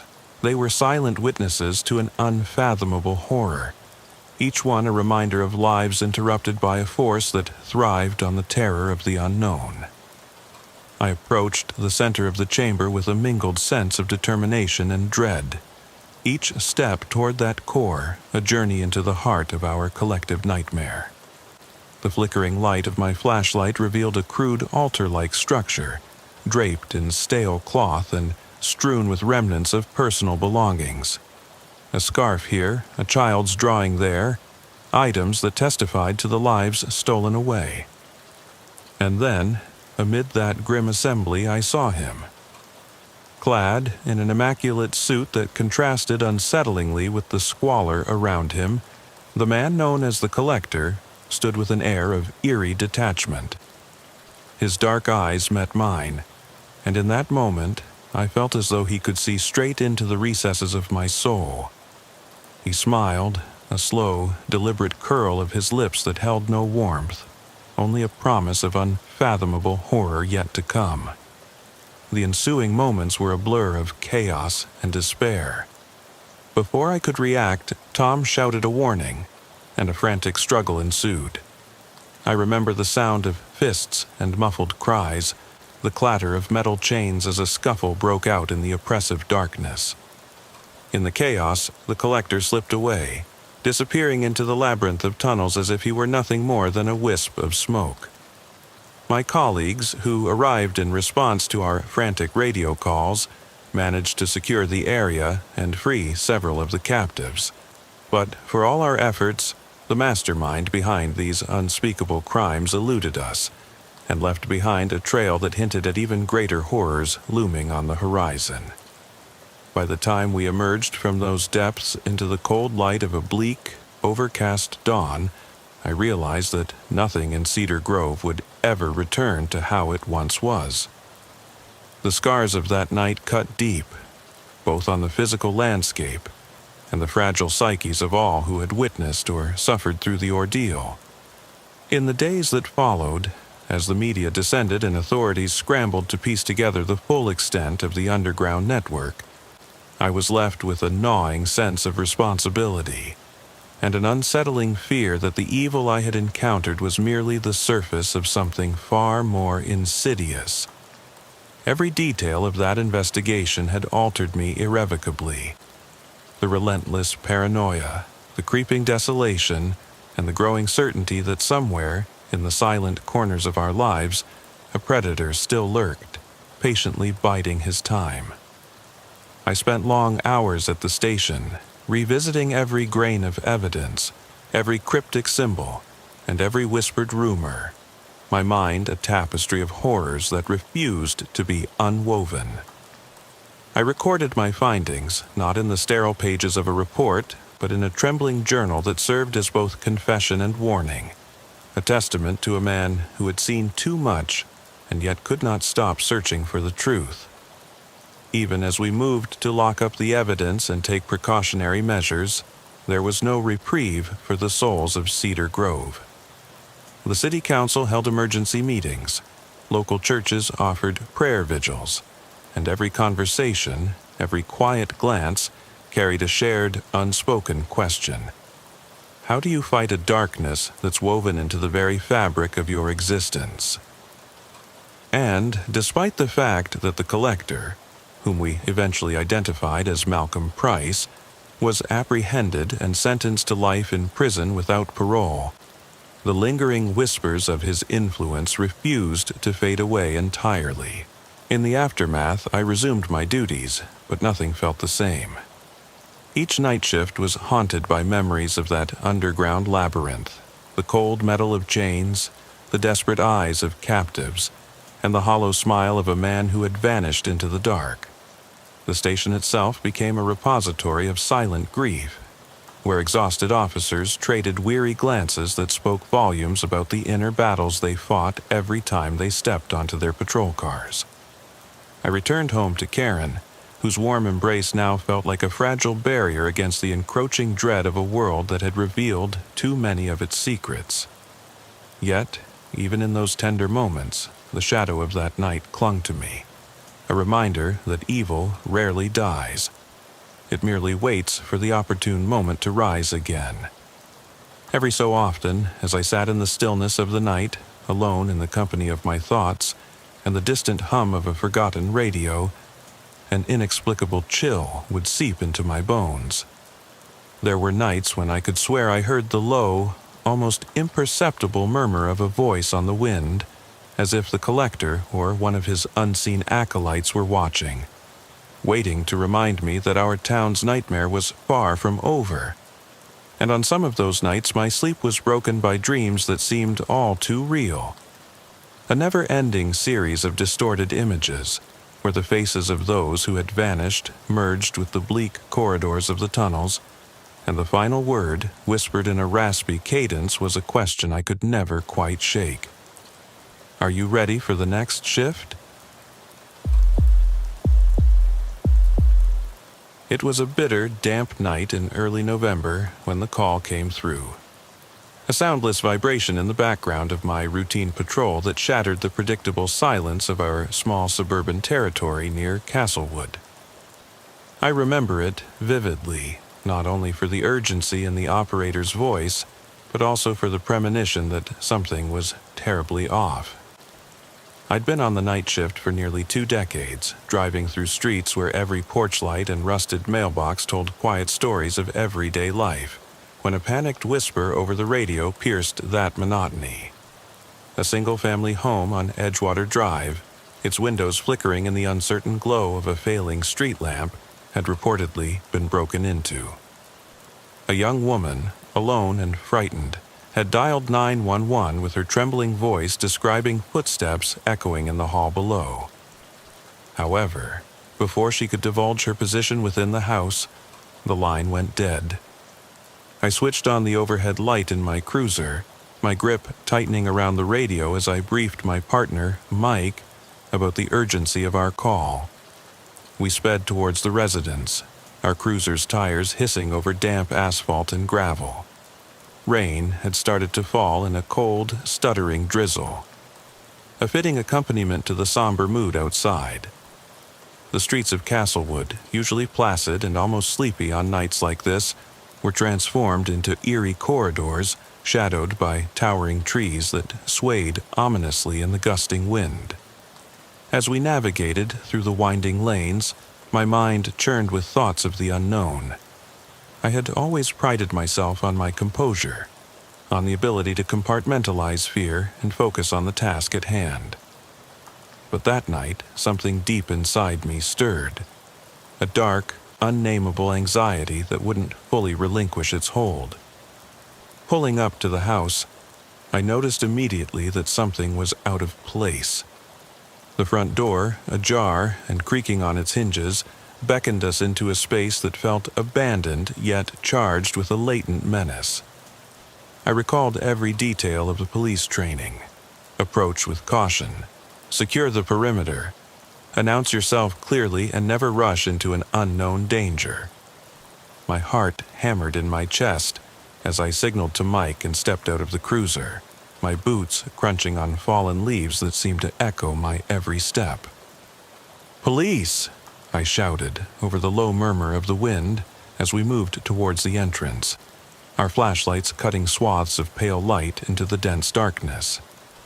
Inside, the atmosphere was oppressive. A heavy, almost tangible silence, punctuated by the occasional creak of old wood and the distant hum of faulty circuitry. The layout was deceptively ordinary. A narrow hallway leading into a modest living room with threadbare wallpaper and the residue of a life left undisturbed. I swept the area methodically, my senses on high alert for any sign of the intrusion. Then, almost imperceptibly, I heard a soft thud, a sound that should not have been there. I exchanged a brief glance with Mike, our eyes conveying a shared sense of apprehension as we moved deeper into the maze-like interior. The silence that followed was deafening, each step amplifying the underlying tension of the unknown. As I ascended the creaking staircase, the weight of solitude pressed in on me, reminding me of the late hours spent alone with my thoughts and the darkness that sometimes threatened to overwhelm rationality.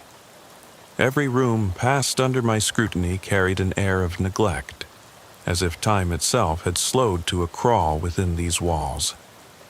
It was then that I heard it again, a muted, almost rhythmic breathing coming from somewhere upstairs. The sound was human, desperate, and unmistakably laden with terror. Approaching the closed door at the end of a narrow corridor, I signaled to Mike to cover an adjacent hallway while I edged closer. My hands were steady, despite the adrenaline coursing through my veins, my every instinct honed by years of confronting the unexpected. I grasped the cold metal doorknob, took a deep, measured breath, and pushed the door open. In that moment, the beam of my flashlight revealed a room swathed in near total darkness. My heart pounded even harder as I scanned the space, noticing only a faint outline against the far wall, a closet door left slightly ajar. Inside that muted shadow, there was something alive, a slow, uneven breathing that sent a shiver down my spine. "Lisa, it's all right, come out," I called softly, my voice a blend of authoritative calm and compassionate reassurance. There was no immediate response. Instead, the silence deepened, filled only with the subtle thump of my racing pulse. I moved closer to the closet, every inch exuding the palpable dread of an unknown presence. It was then that I caught a glimpse, a flash of an eye that met mine from the narrow opening. The moment expanded interminably, as though time had stilled in that instant of mutual recognition. In that split second, I hesitated, torn between procedural necessity and the instinctual yearning to protect the vulnerable. A barely perceptible sound from the adjacent room snapped me back to focus. Mike's measured voice filtered through the gloom, announcing that he had found someone in the next room. Our paths converged, our movements synchronized like a well-rehearsed routine that belied the turmoil raging beneath the surface. Together, we pushed open the closet door, each second stretching into an eternity. What we found was far from the expected. A disheveled woman standing in an unnatural stillness, her eyes wide with an expression of pure, unmitigated terror. In one trembling hand, she clutched a kitchen knife, while her other hand seemed to hesitate on the brink of surrender. Her presence sent a shockwave through the room, a pulse of raw emotion that resonated with every hidden fear I'd ever harbored. "Drop the knife, now," I ordered, my voice unwavering despite the rising tide of inner chaos. The woman's gaze flickered between Mike and me, uncertainty etched deep into her features. In that charged moment, the boundary between victim and assailant blurred indistinguishably. The seconds that followed were a disorienting interplay of silent dread and whispered pleas, culminating in the woman slowly lowering her makeshift weapon, as though surrendering not only to us, but to a fate she had tried so desperately to avoid. Her body sagged with the weight of unspeakable sorrow, and as we restrained her, I couldn't shake the haunting echo of that solitary, desperate breath that had first alerted me to the looming danger. The night's events began to blend together like a fevered dream, each detail etched into my memory with brutal clarity. The disquieting silence of the house, the strained rhythm of our heartbeat in unison, and the quiet, mournful sobs of a woman trapped by circumstances unknown, all mingled in a surreal tapestry of fear and duty. Even as we escorted her out in a daze of protocols and flashing red and blue lights from the cruiser, an insidious thought crept into my mind. Something was terribly wrong. Something that defied the mundane narrative of a simple break-in. That idea haunted me as I replayed every moment of that night during the long hours that followed. The drive back to the precinct was shrouded in an oppressive introspection, a charged silence that spoke volumes of the unspoken truths lurking beneath the surface. Mike and I barely exchanged words, each lost in a private maelstrom of doubts, guilt, and an uneasy suspicion that the events had been orchestrated by forces beyond ordinary criminality. The woman, whose name we would later learn was not even in the records we'd been provided, was processed with the usual efficiency that comes from years of confronting the inexplicable. Yet, as I sat in the sterile confines of the interrogation room, her trembling form illuminated only by the harsh fluorescence above, I couldn't escape the gnawing feeling that the case was far from closed. The remainder of that night and the days that followed were a blur of procedural interviews, painstaking reviews of surveillance footage, and endless hours in a cramped evidence room filled with the musty scent of old files and unresolved secrets. I found myself poring over every detail, revisiting the scene in my mind with a forensic precision that bordered on obsession.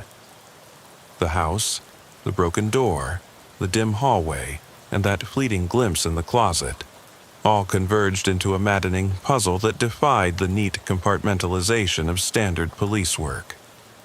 The deeper I dug, the more I began to question the veracity of every initial assumption. The young woman who had supposedly made that harrowing call had, according to preliminary records, been reported missing weeks earlier. The inconsistency was jarring, a hidden truth that suggested our intervention might have been directed by a ghost rather than a living plea for help. In the stark glare of the precinct's interrogation room, surrounded by the murmurs of colleagues and the hum of computers that never slept, I experienced an emotional fracture that I'd long thought impervious to the toll of the job. There, amidst a stack of case files and unanswered questions, I began to confront the limits of my own resilience. The weight of that night, its raw terror, its inexplicable gaps, and its slowly emerging secrets, pressed down on me with a force that felt both physical and spiritual. I found myself questioning not only the nature of the incident, but also the integrity of the very system I had devoted my life to protect.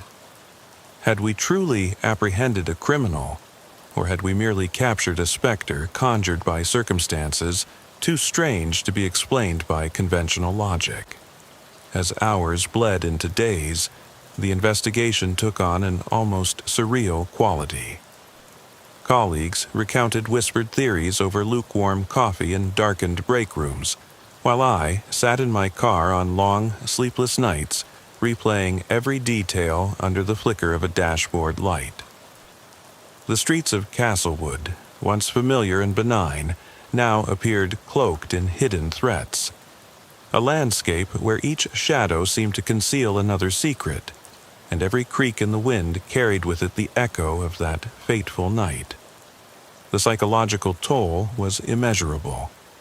I began to question whether the boundaries between duty and personal sacrifice had become irreparably blurred. The call we had answered, fraught with desperation and inexplicable shifts in narrative, was more than a routine disturbance. It was a harbinger of inner collapse, a crack in the veneer of the safety and order I had always believed defined my life as a police officer. Over the ensuing weeks, my nights were plagued by nightmares. A relentless parade of half-remembered faces, spectral voices, and the constant, suffocating presence of that solitary breath in the dark corridor. I would awaken in cold sweats, heart pounding, as if trying to outrun an unseen threat lurking in every corner of my memory. My partner, Mike, who had always been a steady counterbalance to my impulsive instincts, seemed increasingly distant, his own eyes haunted by memories he refused to speak about. In our quiet drives back from late shifts, the silence between us grew heavier, laden with unsaid words and mutual fears that we were both peering into an abyss that might one day swallow us whole. I remember a particular evening when, after a grueling day at the precinct filled with rehashed details and conflicting reports, I found myself alone in my unadorned apartment. The walls, bare and unmoving, did little to stave off the encroaching dread. I sat at my small kitchen table for hours, the only light coming from a single flickering bulb overhead. In that oppressive solitude, my thoughts circled endlessly around the unresolved mysteries of that breaking and entering, an event that seemed to blur the lines between criminality and something far more sinister. Every detail, every scrap of evidence was weighed and reweighed until I could no longer discern the truth from the layers of my own mounting paranoia. It was during one of these solitary vigils that I began to see patterns emerging in the chaos, a series of connections between the home on Edgewater Drive and other unexplained incidents scattered across our jurisdiction. Each case, though superficially different, carried a similar signature: unexplained shadows, sudden disappearances, and the eerie absence of concrete resolution. A creeping realization dawned upon me that perhaps I was witnessing not isolated breaches of security, but the unraveling of something much larger. A network of inexplicable events that defied conventional logic.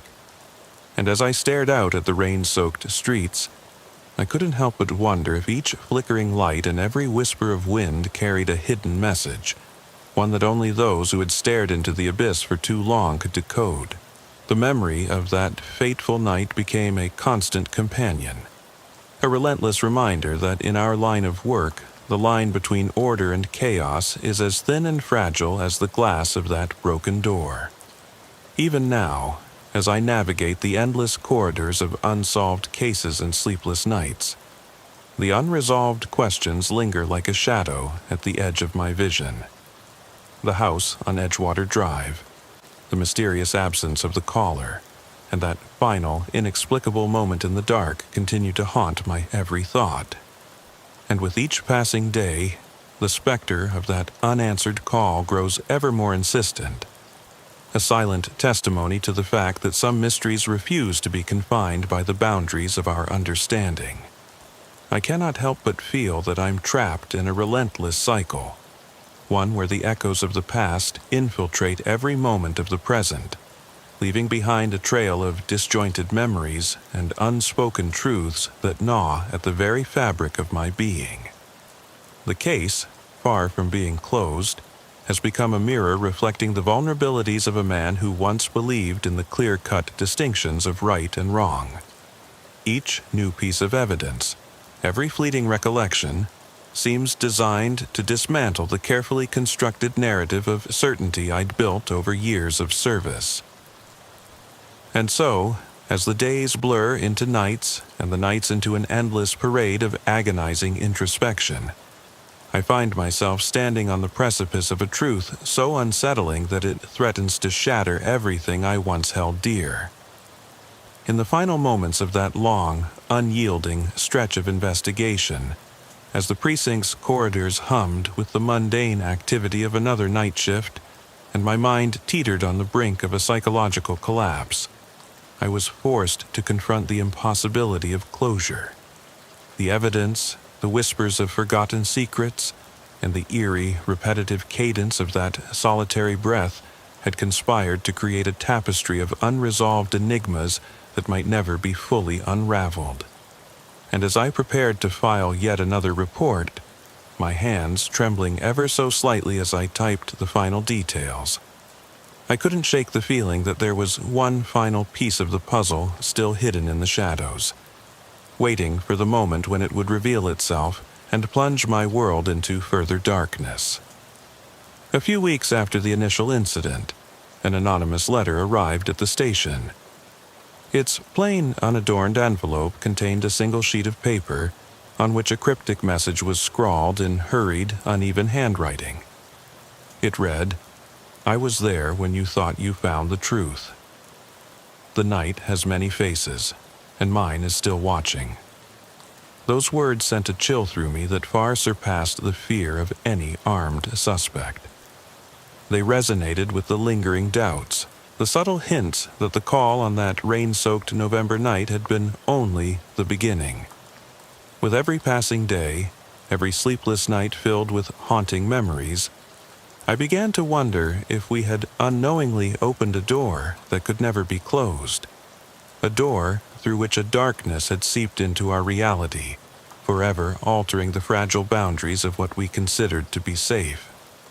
The investigation continued in a haze of uncertainty.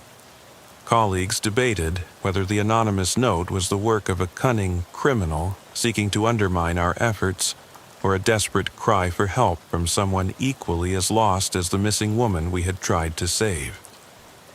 Meanwhile, I found myself increasingly isolated, burdened by the feeling that the case was slowly consuming me from the inside out. The whispers of doubt and regret grew louder with every file I reopened and every witness statement I re-examined. There were nights when the pervasive darkness in my apartment seemed to close in, as if the very walls were conspirators in an elaborate scheme to keep the truth hidden. In those moments, the persistent memory of that surreal encounter in the dark, claustrophobic corridor would flash before my eyes, a grim reminder that some nights refuse to let go of their secrets. Even as formal inquiries grew cold and the trail of evidence dissipated like fog in the morning sun, I could not escape the specter of that night. Its images, the unlocked door, the half-shrouded figure in the closet, the disoriented, remorseful eyes of a woman burdened by unfathomable sorrow, haunted every quiet moment and every restless dream.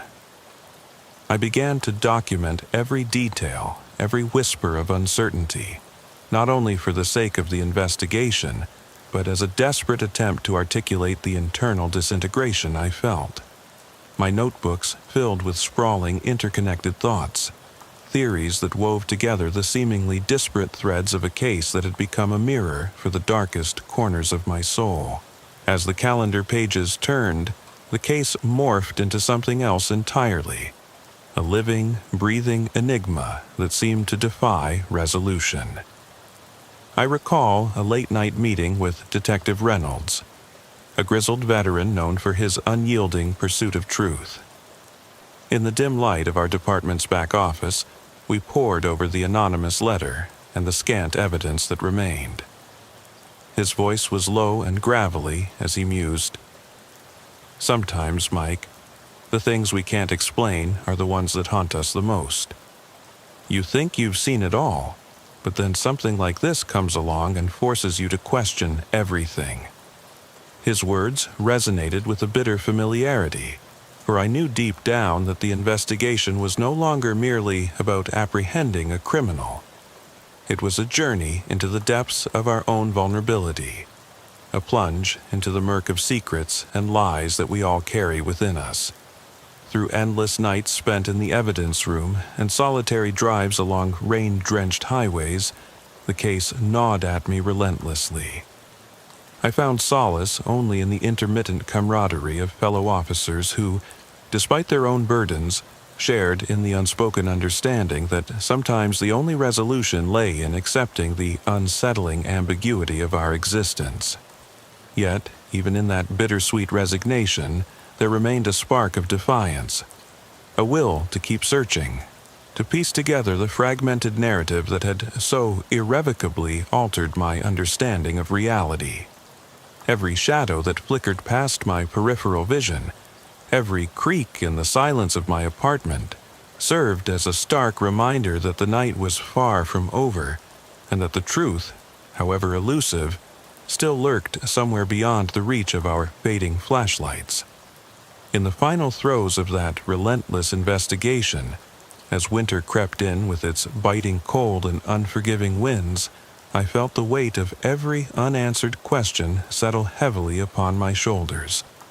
The line between duty and despair had blurred beyond recognition, leaving me to wonder if I had become a mere pawn in a game whose rules were written in the language of shadows and silence. With the anonymous note tucked away in my desk, a constant, unsettling reminder of an unfinished narrative, I couldn't help but feel that the night, with all its broken promises and lingering echoes, was far from finished. And so, as I sat at my desk under the harsh glow of a single lamp, the questions began to multiply. Had we truly apprehended the darkness that had invaded that quiet suburban home? Or had we merely brushed aside a fragment of something infinitely more profound, something that would continue to haunt us long after the shift ended? The hours crawled by in an agonizing limbo, each moment a fragile barrier between fleeting hope and relentless despair. I stared at the stack of files on my desk, my reflection merging with the jumble of reports and clippings like a ghost in the flickering light. Every answer I uncovered only deepened the maze of uncertainties, leaving me to grapple with the disturbing realization that not every case in our world ends with neat resolution. Some stains, once etched into the fabric of our lives, never truly fade. They simmer beneath the surface, waiting for a chance to erupt. And as that night drew to an inconclusive close, the case remained suspended in a state of perpetual ambiguity, its mysteries echoing in the silence of every deserted street and every forgotten corner of my mind. The unanswered questions haunted me relentlessly.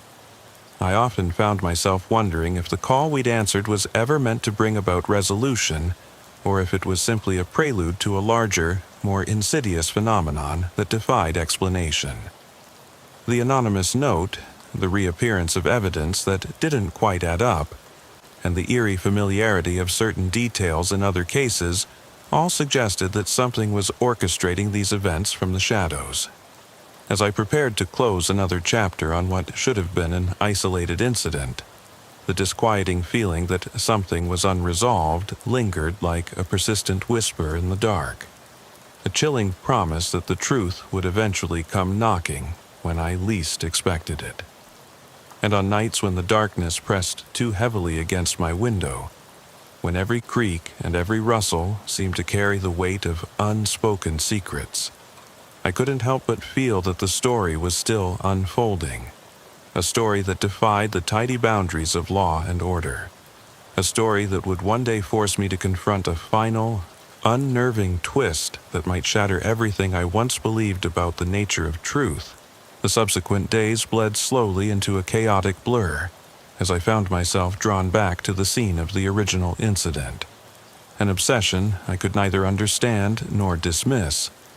The precinct's corridors became a theater for my inner torment, every case file a reminder of that fateful night, and every unanswered question a specter that danced before my weary eyes. I began revisiting the home on Edgewater Drive, not as an officer following up on a record, but as a man determined to reclaim the pieces of a story that had long haunted my dreams.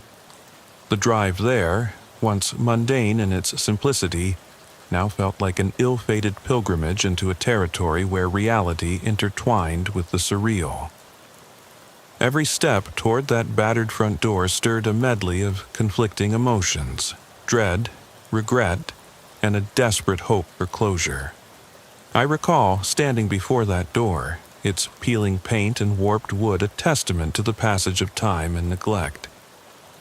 The once familiar neighborhood had morphed during the intervening weeks. Shadows lengthened across empty lots, and an oppressive stillness reigned where neighbors once greeted each other with shy smiles. I approached the doorway with measured trepidation, my hand pausing on the brass knob that had once swung freely to admit the intruder. That same knob now seemed like a portal to another realm, a threshold between the comfort of the known and the terror of the inexplicable. Inside, the house was a mausoleum of abandoned memories. Dust motes danced in the narrow beams of light, piercing through boarded-up windows, and the silence was so absolute it seemed to muffle the sound of my own heartbeat. I methodically retraced my steps from that night, the narrow hallway where the floorboards groaned underfoot, the staircase that led to the ominous corridor where the haunting breathing had first drawn my attention, and the closet whose mere opening had exposed a glimpse of unspeakable sorrow. The weight of the past was almost palpable, as if every shadow had been imbued with the residue of lives interrupted and mysteries left unresolved. As I examined every detail with the scrutinizing eye of a man haunted by the unresolved, I discovered discrepancies that made my skin crawl. There were marks on the walls, barely perceptible scratches that seemed to form a pattern, almost like a desperate signature left behind. In what should have been a cluttered yet orderly space, I found evidence of hurried movements. A scarf carelessly tossed aside on a chair, muddy footprints that meandered toward a forgotten door, and a half-burnt candle still flickering in the corner of a room that reeked of stale secrets. Each detail was a brushstroke on a canvas I had assumed was already complete, now revealing layers I had never noticed before. In the ensuing days, I dedicated every spare moment to painstakingly reassembling the fragments of that night. Colleagues and superiors alike began to notice my relentless scrutiny. Late nights spent combing through records, returning to the scene with an almost obsessive fervor, and scribbling fervent notes in a weathered journal. My demeanor changed, where once I carried the composed, unyielding resolve of a veteran officer. Now there were cracks in my facade, an aura of isolation and a glimmer of desperation that unsettled even those who had served by my side for years. Mike tried to reach out, his eyes reflecting an unspoken worry as he urged me to let go and trust the system. But I couldn't. The truth was slipping through our fingers like grains of sand, and I was determined to capture every elusive detail before it vanished forever. Late one evening, as rain battered the windows of our precinct, and the city outside disappeared into a blur of neon lights and drenched pavement, I sat alone in the evidence room, poring over security footage from the night of the incident. The grainy video revealed snippets of movement, fleeting glances, half-seen shadows that darted across hallways, and a static hum that underscored the entire recording. For hours, I watched as the scenes repeated in a maddening loop, each iteration subtly different from the last, as if reality itself was warping under the strain of the unresolved mystery.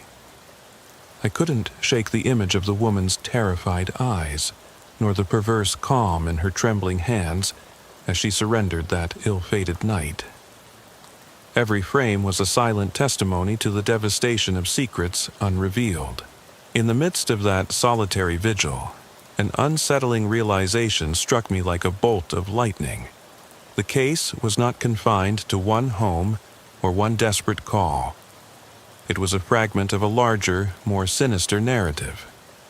I began correlating every similar incident on record, each a mysterious disappearance, an unaccounted break-in, or an inexplicable moment of terror in neighborhoods once considered safe. My heart pounded as I connected the dots between these seemingly random occurrences, each bearing subtle similarities that hinted at an underlying design. It was as if an entity or a force was moving unseen between the gaps of our collective consciousness, leaving behind only the faintest clues for those desperate enough to look. The more I uncovered, the more my mind reeled with the implications. I found myself questioning the very nature of the darkness I had sworn to combat. A darkness that was no longer just a physical presence lurking in abandoned houses, but an insidious part of our world, infecting every dimension of our perception. The night became a living presence, and I, an unwilling chronicler of its ominous design. The anonymous note that had arrived weeks earlier now loomed large in my thoughts, its cryptic message unraveling in my mind with every new detail I unearthed. Who was behind these acts? What did they want? And, more hauntingly, was it ever possible to escape their relentless grasp? As the evidence mounted and the days turned into a bewildering mosaic of chilling encounters and sleepless nights, the lines between duty and obsession blurred irreparably. I became a recluse in my own mind, consumed by the need to comprehend the enormity of what I was witnessing. The once ordered world of police procedure and routine investigations had given way to a reality that defied comprehension. A world where every answer invited a new question, and every revelation was intertwined with the inexorable march of a mystery too profound to be contained by logic alone. In the midst of this relentless pursuit of truth, I could feel the psychological strain manifesting in every fiber of my being, the gnawing anxiety, the ever-present disquiet, and the surreal sensation that I was being drawn inexorably toward a truth that might shatter everything I held dear. In those long, solitary hours, I was forced to confront not only the case's unresolved enigmas but also the abyss within myself, a darkness that had been patiently waiting for an opportunity to emerge, to challenge everything I once took for granted about order, justice, and the fragile nature of reality. Over time, the case took on the aspect of a personal crusade, a journey not just to solve a mystery, but to reclaim a semblance of sanity in a world where the shadows seemed to hold secrets far beyond my grasp. The deeper I delved into the case files, the more I found myself venturing into territories that were as uncharted as they were disturbing. Every conversation with a witness, every carefully recorded memory from a neighbor, and every late-night phone call filled with hushed voices and trembling confessions added another layer to a puzzle that grew infinitely complex. I remembered one particular interview with an elderly resident, Mrs. Carter, whose voice wavered as she recounted peculiar events dating back years. In a trembling murmur, she recalled nights when strange lights danced on the horizon and soft, indistinct music drifted through the trees. a memory that now took on an eerie resonance in light of the ongoing investigation. I spent countless nights driving the silent streets of Castlewood, the vehicle's interior illuminated only by the ghostly glow of the dashboard and the steady stream of raindrops racing down the windshield. During those drives, I replayed the evidence in my mind repeatedly. The unlocked door, the subtle indications of forced entry, and the inexplicable presence of an unknown force that had imbued that night with a sense of dread. The landscape itself seemed to have transformed. Familiar landmarks became cryptic symbols of hidden terror. A rusted water tower looming over a vacant lot, an abandoned playground with creaking swings that whispered long-forgotten secrets, and even the worn pavement on which I drove carried the scars of events that defied explanation. As the investigation progressed, I began to notice that the case was reshaping my perceptions of time and space. The once rigid boundaries of my world had become porous, each moment overlapping with memories of other unsolved tragedies that had similarly disrupted the fragile equilibrium of our lives. There were nights when my dreams merged with reality, where I'd find myself back in that dim hallway, confronted by the unblinking gaze of a shadowy figure, only to awaken, drenched in sweat and gasping for breath. In these moments, the line between memory and present blurred until I was no longer certain which was which. It was as though the investigation had cast a long, inescapable shadow over every aspect of my existence. Every step deeper into the mystery brought with it not only an accumulation of circumstantial evidence, but also an overwhelming sense of isolation. Colleagues who once shared in the straightforward pragmatism of police work now eyed me with a mix of concern and bewilderment. The cold, clinical efficiency of our everyday operations began to falter under the weight of my questions. Questions that reached beyond the scope of official protocol and ventured into a realm of existential inquiry. I found myself questioning whether the rigid structures of procedure had been designed, in part, to keep us from confronting the profound uncertainties that lay beneath the surface. The case had evolved into something far greater than a simple break-in. It was a mirror reflecting the intricate, often disturbing interplay between duty, fate, and the inscrutable forces that governed our world. I was on duty one bitter November night, driving along an endless stretch of interstate in rural Missouri. The wind howled through the nearly abandoned roadside as my cruiser's headlights cut through a suffocating darkness. I'd been a state trooper for over 15 years, but even with all that experience, there are nights that shake you to your core. That night, the damp autumn air carried an eerie chill, the stars hidden behind a thick veil of rain-laden clouds.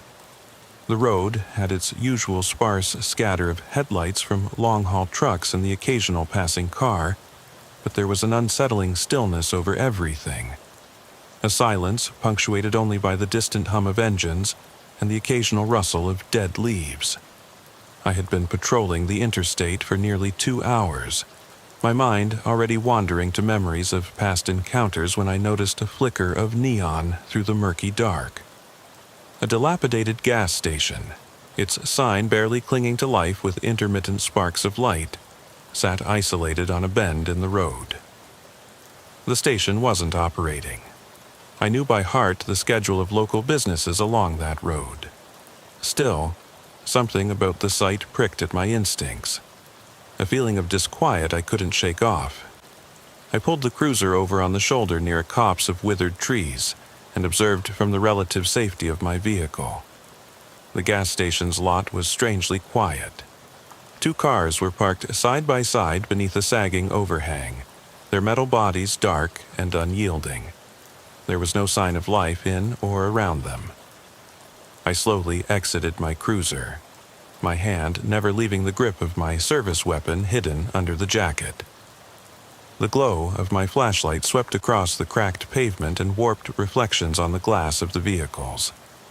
I approached the first car cautiously, tapping on its window. The glass remained opaque, and all I heard in response was the soft murmur of the wind. I repeated the gesture with the second car. No answer came from either. As I walked along the edge of the lot, every sense was heightened. My pulse throbbed in my ears as the monotony of the night gave way to a subtle and sinister energy. I recalled years of experience on lonely backroads, and realized that these silent, abandoned vehicles in a forsaken lot were not mere coincidences.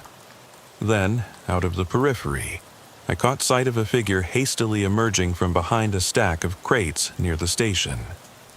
His footsteps were irregular and rushed, and when he finally came into clearer view, I saw the raw panic etched on his face. "Officer, help! My car won't start," he gasped, his voice cracking with desperation. The man was young, no more than his early 20s, wearing a faded denim jacket and scuffed boots. He looked as if he'd spent a sleepless night haunted by secrets. His eyes darted around wildly, as if expecting something terrible to be chasing him. Despite the tension in the air, I maintained a professional calm. My training compelled me to treat every call for help with the same measured response, regardless of how bizarre it appeared. "Stay right there," I ordered in a voice that brooked no argument, glancing at the dark corners behind him. He practically beckoned me over to his car as he fumbled with the door handle. I took a careful step forward, my senses alert and my mind racing through the possibilities. As I neared, I noted that the engine's hum had completely ceased, leaving the car shrouded in silence and cold metal. "It might be nothing more than a discharged battery," I suggested, though I wasn't convinced. The young man's trembling hands and darting eyes hinted at something far more sinister than a mechanical failure. His companion vehicle sat abandoned beside him, a nondescript sedan that I couldn't place. "Who does that car belong to?" I asked, but his response was a weak, almost inaudible mumble. I don't even know. I just parked there hoping to find a restroom," he stuttered, glancing nervously at the darkened building of the gas station as if it hid unspeakable horrors. His admission sent an involuntary shiver down my spine. I was beginning to grasp that in the dead of night appearances could be dangerously deceptive. Time seemed to slow as I turned my attention back to the lot and the vehicles. The minutes stretched on, marked only by the steady patter of rain that began to fall in a light drizzle, the sound almost musical in its relentless persistence. The dim glow of the station sign intermingled with the stark beams of my flashlight, casting fractured shadows that danced across the pavement. In that liminal space between reality and nightmare, every detail, the dampness of the air, the echo of my own footsteps, the distant whistle of a train, somewhere off in the dark, seemed amplified. I couldn't shake the feeling that something was terribly, inexplicably wrong. My instincts, honed by years on the force, urged me to secure the scene, but I also needed to act with caution. I walked between the vehicles, appraising every window and locked door, my thoughts oscillating between mundane patrol procedures and the overwhelming sense that I was on the cusp of something horrifying. As I examined the surroundings, I noticed an incongruity. A set of footprints in the mud, hastily made and leading away from the vehicles, disappearing into the inky darkness near a copse of trees. I followed the trail for a few hesitant steps before it was swallowed by the night. Every instinct in me screamed that I should radio for backup, yet I hesitated. A mistake I would come to regret. The initial encounter faded into a larger, oppressive silence as I returned to the young man's car. With deliberate care, I inspected under the hood, the acrid smell of gasoline and cold metal blending with the underlying tension of the moment. I asked him again about the circumstances that had drawn him to this desolate place, but his eyes conveyed a deep-seated terror that words could hardly express. The drizzling rain turned into a heavier fall, the vibrations of raindrops cascading over the metal of my cruiser and the pavement outside, each drop echoing like a ticking clock counting down to an inevitable revelation. As I stood there, lost in a labyrinth of thoughts and growing dread, I could feel the weight of the unknown pressing in on me from all sides. A sudden noise, a shuffle, barely audible over the rain, drew my attention back to the lot. I turned sharply, just as a dark figure emerged slowly from the shadows. In that split second, I recognized the glint of steel in his hand, a knife, its edge catching the weak light and reflecting a promise of violence. My training kicked in immediately. I stepped backward with measured precision, my hand instinctively going to my concealed weapon. "Freeze!" My voice boomed across the empty lot, reverberating against the silent walls of the station. The man halted mid-stride, his eyes wide with shock and his hand trembling as the knife slipped from his grasp. For a moment, time stood still as I locked eyes with the intruder. The adrenaline surged through my veins like a live wire, and every muscle in my body tensed in preparation for the worst. The young man beside me shrank back, his fear palpable in every quiver of his frame. I moved swiftly, commanding him to remain still as I secured the suspect's arms, my voice cold and unwavering. The knife clattered to the rain-soaked concrete as I cuffed him, my own hands steady despite the turmoil raging inside me. I couldn't shake the feeling that this encounter was just the beginning of something far more sinister, a harbinger of the nightmares to come. The chaos of the moment blurred into the relentless patter of rain and the distant hum of an approaching patrol car that was coming to back up my position. I kept both suspects under my watchful gaze, ensuring neither could make a move. With measured calm, I radioed for assistance, my voice barely concealing the urgency of the situation. In that dreadful quiet, as the world outside continued on an indifferent night, I felt the stirrings of an unspeakable truth that would haunt me for years to come. I spent the next hour at the scene, my mind replaying every detail like a broken record. With backup finally arriving, I shifted to secure both apprehended suspects, who were now muttering conflicting stories in a haze of panic and disbelief. The young man, nervous and defensive, his eyes flitting between mine and the dark silhouettes of the trucks arriving, offered no coherent explanation beyond stuttering fragments about a car failure and a sudden, inexplicable urge to hide. The second suspect, the one who had brandished the knife, was silent, his expression vacant as if numb to the terror of his actions. I could sense in both a burden of guilt or a deeper, hidden truth that they weren't mere criminals acting on impulse. Something about the whole situation felt orchestrated. I returned to the gas station to secure any more clues as the rain intensified, turning the cracked pavement into a mirror of swirling water and distorted reflections of neon. I had my eyes drawn again to an alley behind the station, a narrow, dark passage bordered by decaying wooden crates and wild, overgrown vegetation.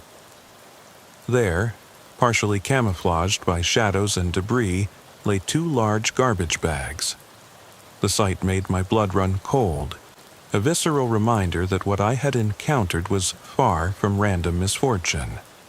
With deliberate care and the assistance of a fellow officer, I pried open one of the bags under the eerie glow of my flashlight. What I discovered inside was a sight that defied description. Dismembered human remains, crudely and callously sliced, the gruesome display arranged with a macabre precision. The stench was overwhelming, a rancid mixture of decay and chemicals, and I had to fight the instinct to retch.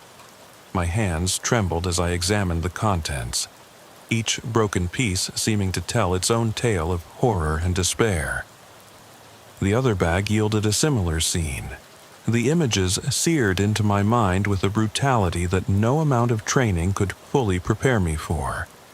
As I stood there, grappling with a cascade of conflicting emotions, revulsion, confusion, and an ever-growing sense of foreboding, I felt the weight of responsibility and dread descend upon me. I had seen enough in my 15 years on the force to understand that there was a method to this madness. The discovery wasn't an isolated crime, it was part of something larger, a calculated attempt to rid the area of evidence, or maybe even lives.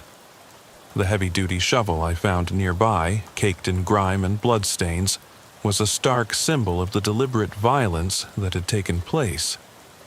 Its presence hinted at a hurried burial, or perhaps an even more sinister plan.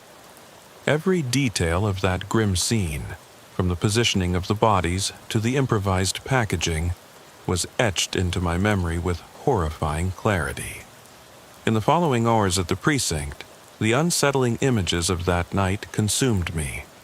I meticulously documented every detail of the scene, my hands steady as I gathered evidence that might help piece together the puzzle.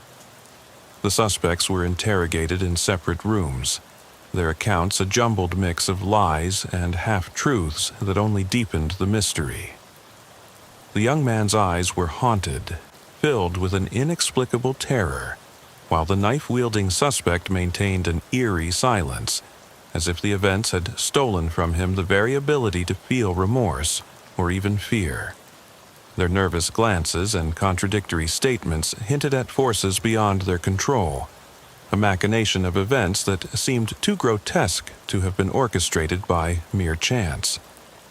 I couldn't escape the feeling that I was being drawn into a web of secrets that stretched far beyond the confines of that lonely gas station.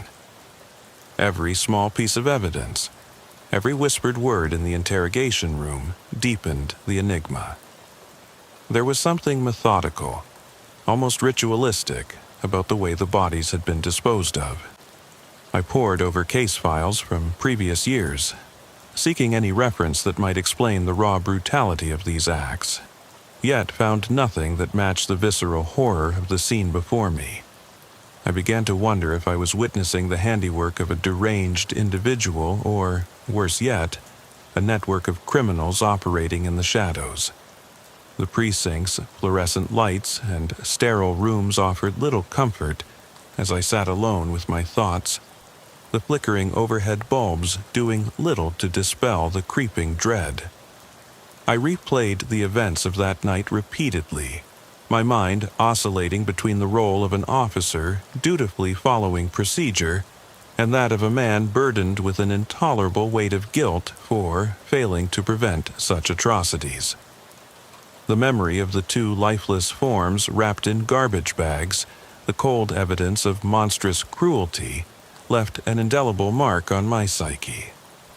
In quiet moments, I could almost hear the echo of those desperate footsteps and the sound of my own heartbeat pounding in unison with the relentless patter of rain outside the station windows. Every encounter that night, every whispered conversation, every halting plea for help, became a thread woven into a tapestry of terror that I couldn't unravel. And as the night wore on, I began to sense that the scene at the gas station was merely the visible tip of a much darker iceberg, a prelude to horrors that lurked just beneath the surface of this seemingly quiet rural community. Days blurred together as I threw myself into the investigation, my every waking moment dominated by the relentless need to understand what had transpired that dreadful night. I spent long hours poring over evidence at the precinct, re-examining photographs and security footage from nearby properties. The grainy images offered scant detail, but every flicker of movement, every shadow along the perimeter of the gas station stirred my doubts further. Despite numerous interviews and painstaking analysis, contradictions in the suspect's statements only multiplied.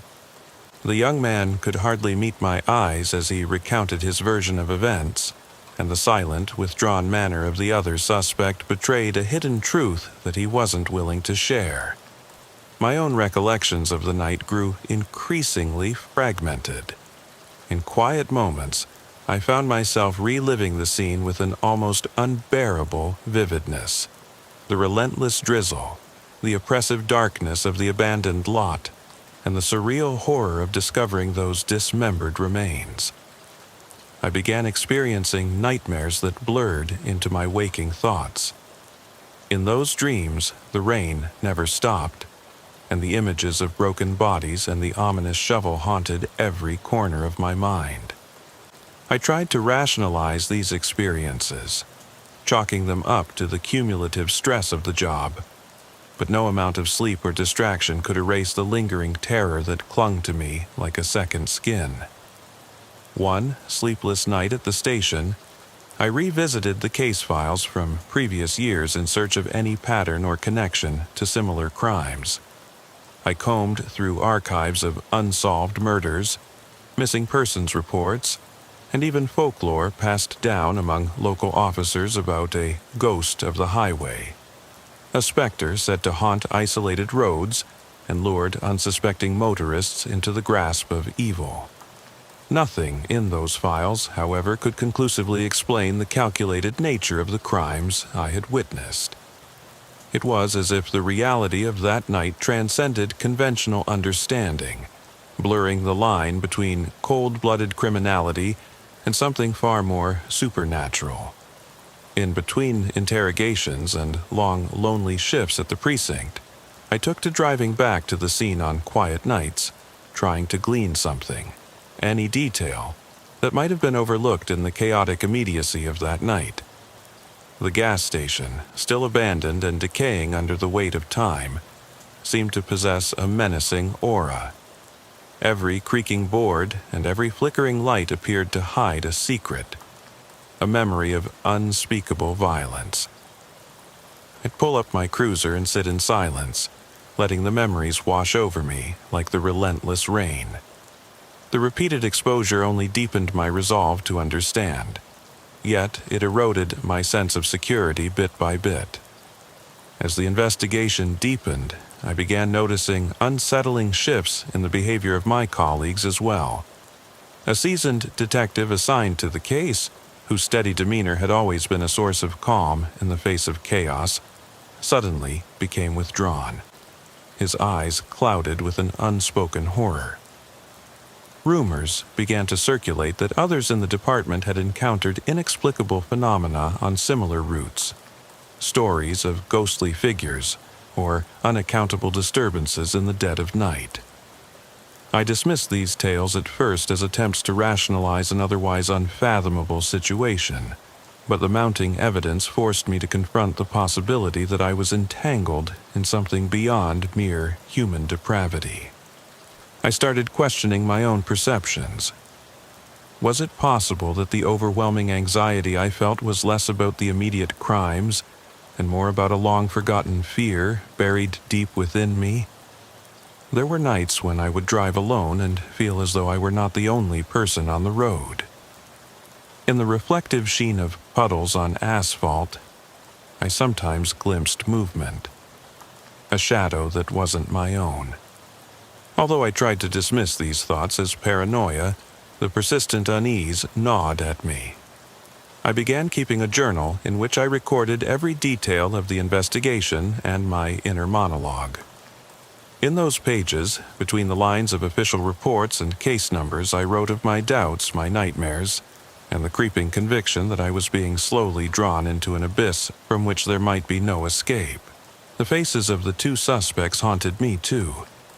The young man's fear-stricken eyes and the silent, emotionless glare of the other suspect combined into an unsettling reminder that, beneath the veneer of everyday life, there lurked darkness that could shatter one's spirit.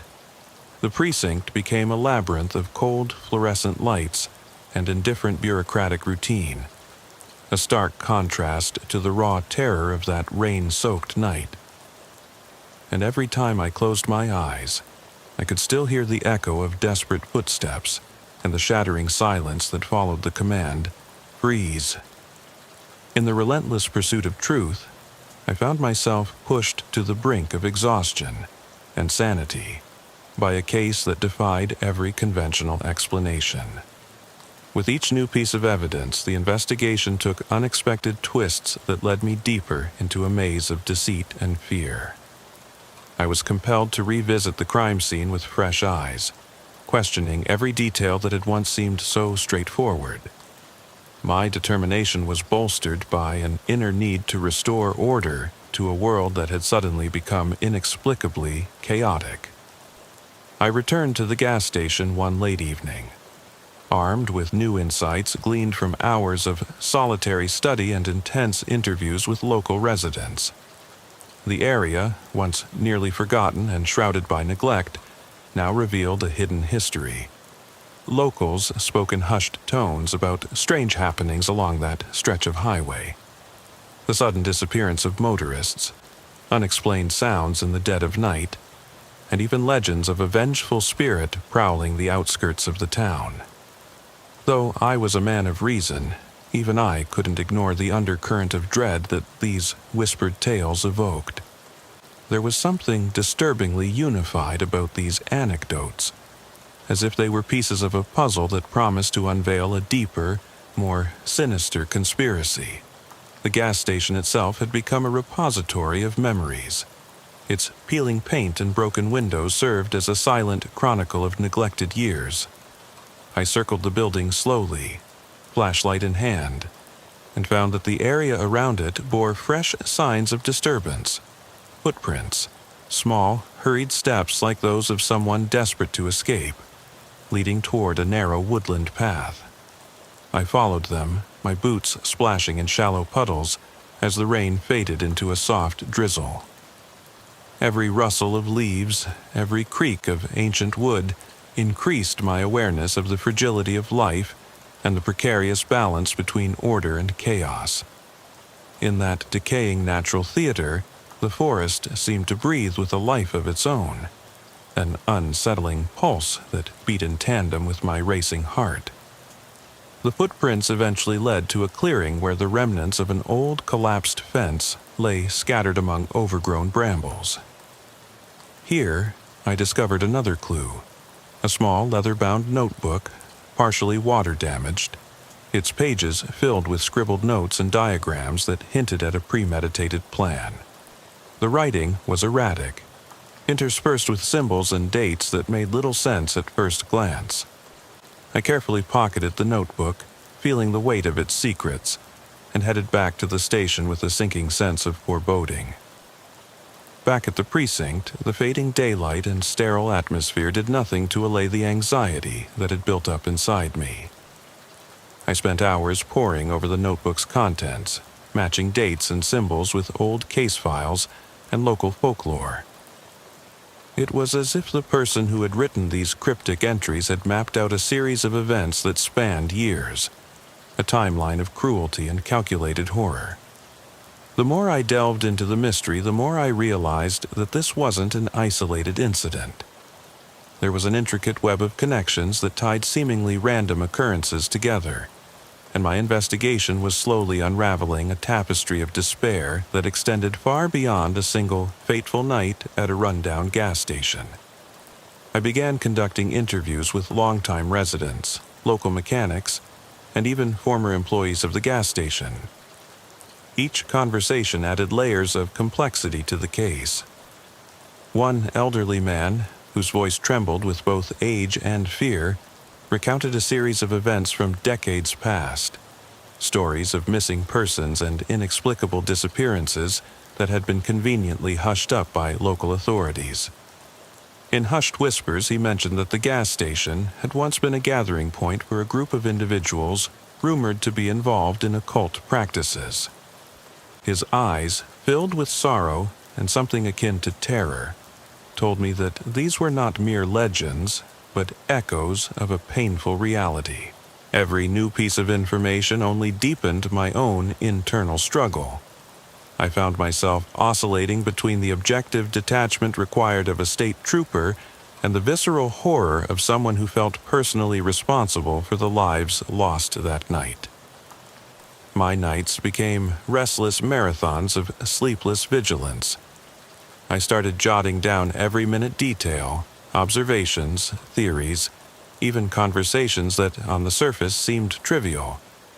In the quiet solitude of my office, where fluorescent lights hummed overhead, the notebook's cryptic entries replayed in my mind with relentless persistence. They whispered of ritualistic acts and carefully orchestrated murders, leaving me to question. Was I merely witnessing the aftermath of random violence, or was I entangled in a premeditated scheme that transcended ordinary human cruelty? The interrogation of the suspects continued in fragmented sessions that shed little light on their true motivations. The silent man, whose expression remained vacant throughout, was eventually linked to other unsolved cases, a series of brutal crimes in nearby counties that shared similar signatures. Every time I looked into his eyes, I felt as though he were staring into my soul, daring me to uncover truths he had long since buried. The young man, on the other hand, became a living embodiment of anguish, haunted not only by the events of that night, but also by his own inability to recall how he had come to be involved. His answers were mired in fear and confusion, suggesting that he was perhaps an unwilling pawn in a larger, far more complex game. As days turned into weeks, the strain of the investigation began to take its toll on me. I noticed a change in myself, a persistent shadow of doubt that clouded even my brightest moments. I would sit in the solitude of my car after long shifts, the rhythmic drumming of rain on the roof melding with my troubled thoughts. In those quiet intervals, I wondered if the line between sanity and madness was thinner than I had ever imagined. The case had become an unyielding presence in my life, a specter that lurked at the edges of every thought, every memory of that fateful night. I found myself compelled to return, again and again, to the very scene of the crime. The gas station, now a decaying monument to the unspeakable events that had unfolded there, beckoned me with an almost magnetic pull. Night after night, I drove down those lonesome roads, my mind fixated on solving the enigma that haunted not only me, but the very soul of this forgotten stretch of land. With each visit, the details grew more vivid. The way the wind whispered through shattered glass, the subtle shift in temperature as I moved from the harsh glare of the roadside to the chilling darkness behind the station. It was as if the area itself was a living, breathing entity, its mood changing with each passing moment, mirroring the inner turmoil that gnawed at me. On one particularly dismal night, when the rain had subsided into a fine mist and the moon hovered low behind dense clouds, I ventured further into the overgrown paths behind the gas station. The notebook I had found had provided little in the way of clear answers, but it suggested that there was more to the story. A hidden chapter perhaps concealed among the ruins of a nearby farmhouse. The old building, abandoned for as long as anyone could remember, loomed at the edge of the property like a relic of a bygone era. Its windows were boarded up, and the front door hung loosely on its hinges, creaking in the occasional draft that swept across the barren field. As I approached the farmhouse, I couldn't shake the feeling of being watched. Shadows played tricks on my eyes, twisting the familiar landscape into shapes that seemed menacing and alive. Every step I took echoed in the silence, a reminder of how alone I truly was. The building's weathered facade and dilapidated state bore silent witness to years of neglect. Yet there was an unsettling order to the decay, a rhythm in the ruin that suggested deliberate abandonment, not mere chance. I pushed open the creaking door, my flashlight slicing through the pervasive gloom that filled the empty rooms. Dust motes swirled in the beam, dancing in a macabre ballet of light and shadow, and each step on the creaking wooden floorboards resonated like a heartbeat in an otherwise silent tomb. Inside, the atmosphere was thick with the remnants of lives long past, faded photographs in rusted frames, broken furniture strewn about, and a pervasive odor of mildew and disuse. I searched room after room, my eyes catching sight of odd, handwritten notes that appeared to have been hastily scrawled on walls and abandoned scraps of paper. In one corner of a musty drawing room, I discovered a chalkboard covered in what looked to be a bizarre combination of numbers and symbols. The pattern was disturbingly reminiscent of the cryptic entries found in the leather-bound notebook. My mind raced as I tried to decipher their meaning, feeling as if each symbol was a fragment of a larger, incomprehensible code. A message left by someone who had intended to warn, or perhaps to ensnare, those who dared to uncover the truth. I began to record everything meticulously, each observation driving home the notion that I had stumbled upon evidence of a meticulously calculated crime. The farmhouse, with its haunting echoes of the past, seemed to pulse with a malignant energy. Outside, the ambient sounds of the nocturnal wilderness blended with the rustling of dry leaves and the distant murmur of an unseen stream, creating a soundscape that was as much a part of the mystery as the clues I was uncovering. I sat for what felt like hours, scribbling notes and photographing every detail, all the while feeling the relentless pressure of unseen eyes watching my every move. It was a sensory overload that left me both physically exhausted and mentally reeling, as if I were caught in a vortex of despair from which there was no escape. Returning to the station the next morning did little to calm the storm raging within me. The images of that derelict farmhouse, the cryptic symbols, the scattered remnants of a life once lived, and the oppressive aura of decay remained seared into my thoughts. Every time I closed my eyes, I could still see the ghostly reflections in the broken mirror, and hear the echo of my own footsteps on the creaking floorboards. At the precinct, my colleagues regarded my newfound evidence with a mixture of skepticism and concern. The case, already a labyrinth of dark secrets and inexplicable events, was rapidly spiraling into something that none of us had anticipated.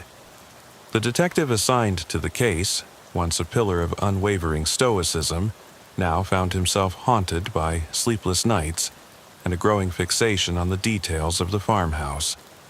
Our conversations, once crisp and professional, turned into hushed murmurs filled with uncertainty. "There's something not right about all this," he confessed one evening as we sat in the evidence room, our voices barely above a whisper. "The way these murders are connected, it's like we're dealing with something beyond mere human depravity." His words resonated deeply with me, affirming the gnawing suspicion that I was entangled in a web of horror that was not entirely of this world. I spent the following weeks oscillating between moments of hyper-awareness and states of utter exhaustion. Even mundane tasks, the routine paperwork at the precinct, the nightly patrols along deserted highways, became fraught with an intense sense of impending doom. On several occasions, I found myself pausing in the middle of the road, head bowed as if in silent prayer, fighting to reclaim a shred of normalcy amidst the chaos that had invaded my life. The memories of that fateful night, the sight of abandoned vehicles under flickering neon, the desperate cry of a young man, the cold, calculated terror of a knife-wielding figure, were etched into my consciousness, refusing to fade with time. Each day brought with it a profound melancholy, as if I were mourning not just the lives lost in that horrific act, but the very innocence of a world that had betrayed me.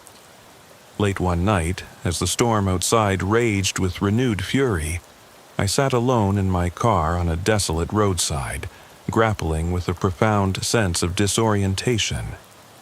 The rhythmic drumming of rain on the metal roof provided a grim counterpoint to the cacophony of memories and doubts swirling in my mind.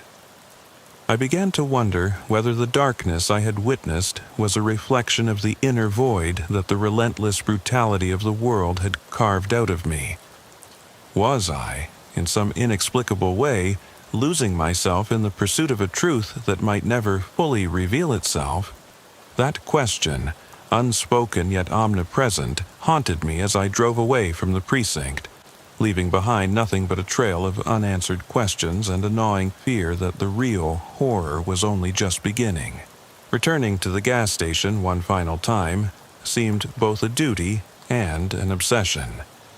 I couldn't shake the feeling that despite all my efforts, the threads of this case were fraying into something far more dangerous than I had ever anticipated. The memories of that night, the urgent plea for help, the shock of unspeakable violence, the discovery of evidence that defied rational explanation, would forever be intertwined with the dark roads of Missouri. I drove back under a moonless sky, the chill of winter already beginning to bite at the edges of the night.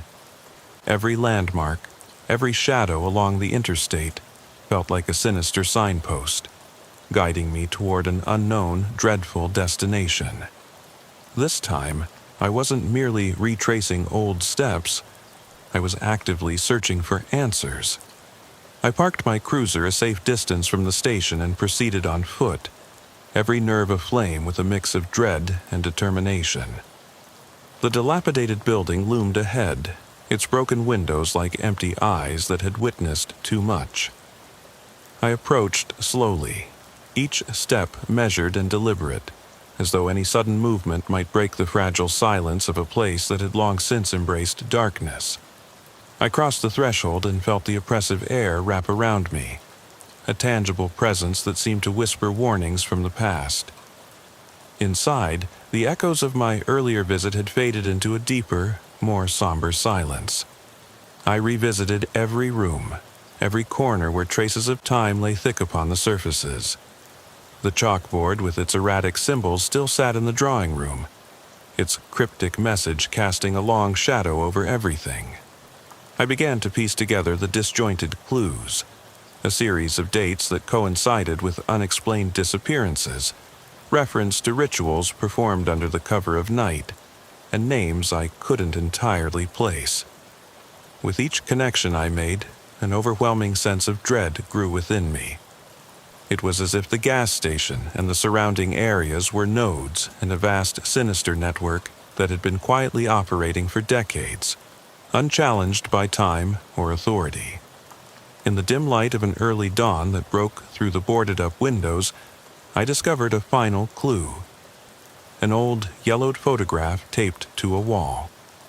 The image, captured decades ago, showed a group of young adults standing in front of the gas station, their expressions ranging from hopeful to unnervingly vacant.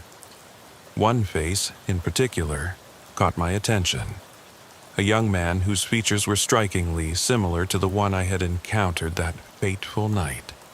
His eyes, cold and lost in the photograph, seemed to follow me with an intensity that set my heart pounding. A name was scrawled in faded ink at the bottom. William? The revelation stirred a tumult of questions. Had this man been involved all along?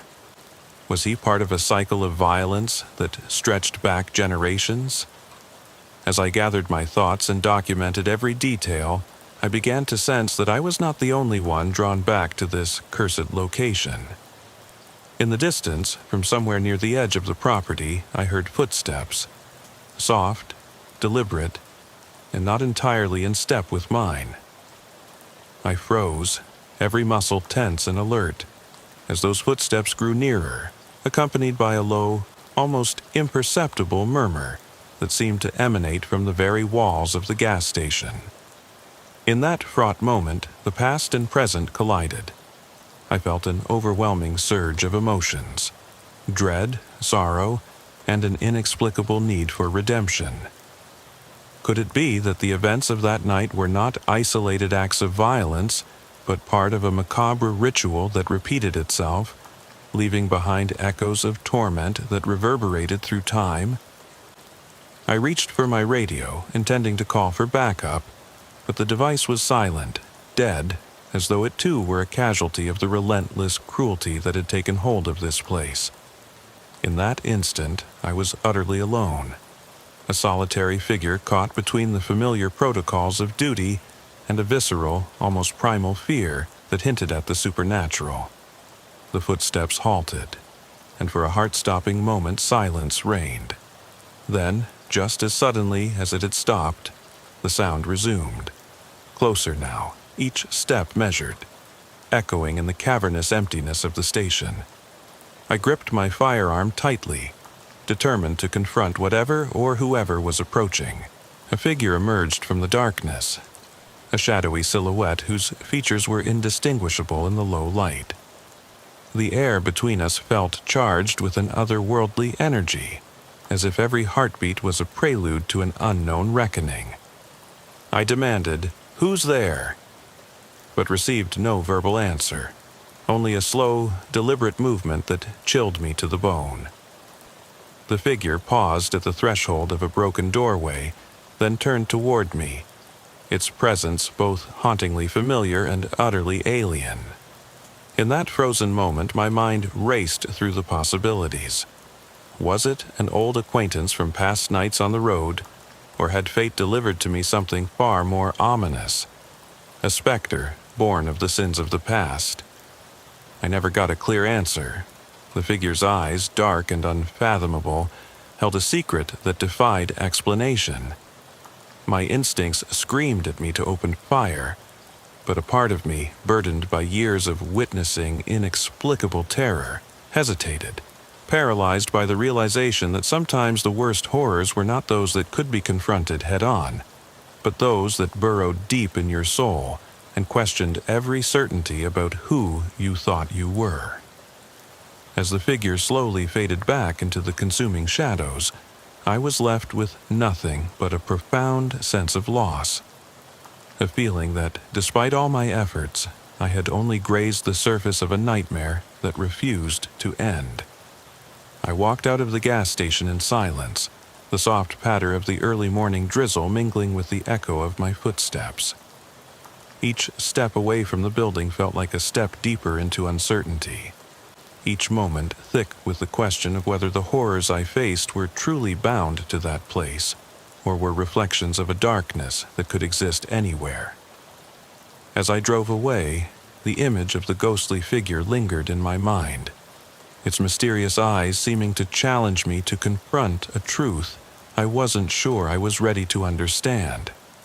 In that moment, I couldn't help but wonder if the real nightmare was not what I had witnessed, but what awaited me beyond the veil of what I thought was reality, and whether I would ever truly be free of its grasp.